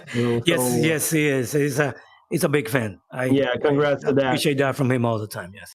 Mr. Walcott now for Ferrari. I actually said at the start of the race that this track could provide different situation with all the walls, and I didn't want anything bad to happen to anybody, but I knew that maybe we would have the odd winner. We didn't have the odd winner, Riera won, but we haven't seen you on the podium since the start of the year, and that podium is straight legit. Tell us a little bit about your race. How did you manage it? And what was your strategy to get that third step of the podium that is well deserved? Yeah, thanks. I just kind of kept it clean the whole race. I lost the DRS train at the beginning. I don't think I quite had the pace anyway. But to try to keep it clean, and barely missed, I think it was JP. JP spun out. Yeah, I remember that. I thought you had damage when it happened. I forgot about that, but that was you, and I was looking at you for about a minute trying to figure out if you had damage. So actually walk us through what happened with JP, because JP hit the wall, I think, just once, and then he hit it again, and he lost like the front 15% of his car on the left side. So walk us through what happened there. Yeah, I was a couple seconds behind. I think he hit the wall in the castle. Yeah, I think lost that was his wing, and then it's like he tried to go through that flat out left kink fast still, and then he slammed the outside wall. And by the time I got there, he was like backwards in the middle of the road. So I don't know, I kind of jinked right and barely missed him. Yeah, so you didn't touch him at all. No, I didn't touch him. I confirm you that I was actually looking at the car in front of him, and I didn't see him, but you see the names, through the walls and thing, and I saw Lalance's name just like stuck there, so I knew that something happened. And then yes, he went up there. Lalancet lost his front wing, and all of a sudden clipped the left and lost half of his car. And I really thought that you touched him and you had damage. So first of all, happy that you didn't, and congrats on that third spot at the podium. It's a hard race. You kept it clean, as you said, and well deserved. Seriously, congrats on that. Yep, thanks. And then I had Josh coming at me the last, but I seen him coming like 15 laps ago. I didn't really have the pace to hold him off, but I was just trying to keep him back there as long as I could and watch my fuel at the same time. And I think he made a mistake the last lap, and then was able to bring it home. Yeah, he was around 2 seconds away from you at the last lap, and he went straight forward at the first corner. So that could have, I'm sure, that had been like a relief for you. We were looking forward to that battle, but I had my doubt that he wouldn't catch you, and you were managing that. But yeah, I don't know what happened to Josh on this part, but I mean, he did a great race coming back from the back of the pack. But good operation, and I think you were enough in front of him not to be worried a little bit. But I thought, if you hit your marks, you would come out on top and retain that nice podium. So congrats to you. Yep, thanks. I have Janos here. Yes. So I'm happy to have you, because I want to know what happened to you, actually, because you were fighting with Zeke, and all of a sudden you're not there anymore. And what happened to Zeke as well? So if we had planned to do 2 stops. I started with the soft. He started with the mediums. So my plan was to do soft, medium, medium. So the first 10 went as planned. 10 laps. After 10 laps, those soft were horrible. But the mediums didn't last too long, and I noticed I was starting to lose too much time to Otto. He was catching me, and I saw he was on the hard tire, so that was going to be a 1-stopper. And I changed strategies midway, like, okay, I'm going to have to put the hards, while I still have some lead over Otto. But I came into the pits over the limit, and that really did it for me. I had a 10-second stop and go, and pretty much lost the rest of the race there. And Ezekiel had a brake failure at the end. That's what happened. Oh, that's what happened. Okay, Ezekiel had lost the front right brake. Okay, with like 7 laps to go. So he had to go into pits to repair it? No, he just had to manage it, and then later on he lost the second brake. So he finished the race with 2 rear brakes only. That's why he lost so much time. I see. Okay. Well, yeah, because I had you guys when you were second and third. I thought you would just. Yeah, we were doing and- fine. We had the pace. We were pulling away from the rest, but yeah, all of a sudden those mediums let go, and we had to change. Well, congrats. Actually, usually I have Matt with me to talk about driver of the day. It's really hard for me not to point out the performance by actually Otto and Richard Walcott. So, how can I say? I also have to salute Josh Mills' remontada for the last place. But you know what? I think I'm gonna put Richard as my driver of the day. Because I think he was the less expected on the podium, and he managed to have a really clean race and make that work, and also resisted that attack from Josh Mills, which has great pace and came with a set of mediums, and then had to let him to make a mistake while he's pushing too much. So you got my driver of the day tonight. Richard Walcott.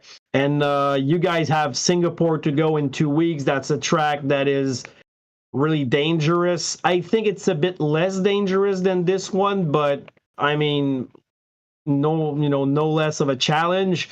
So I wish you guys the best practice during these 2 following weeks, because you'll have to race a lot in order to get that Singapore track good again.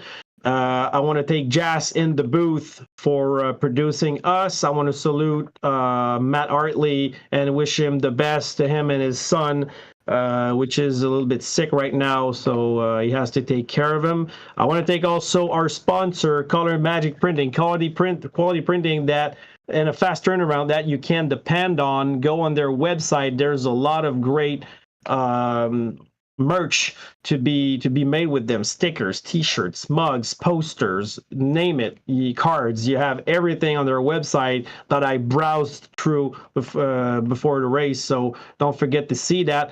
We'll see each other in 2 weeks time at 21 o'clock in Singapore.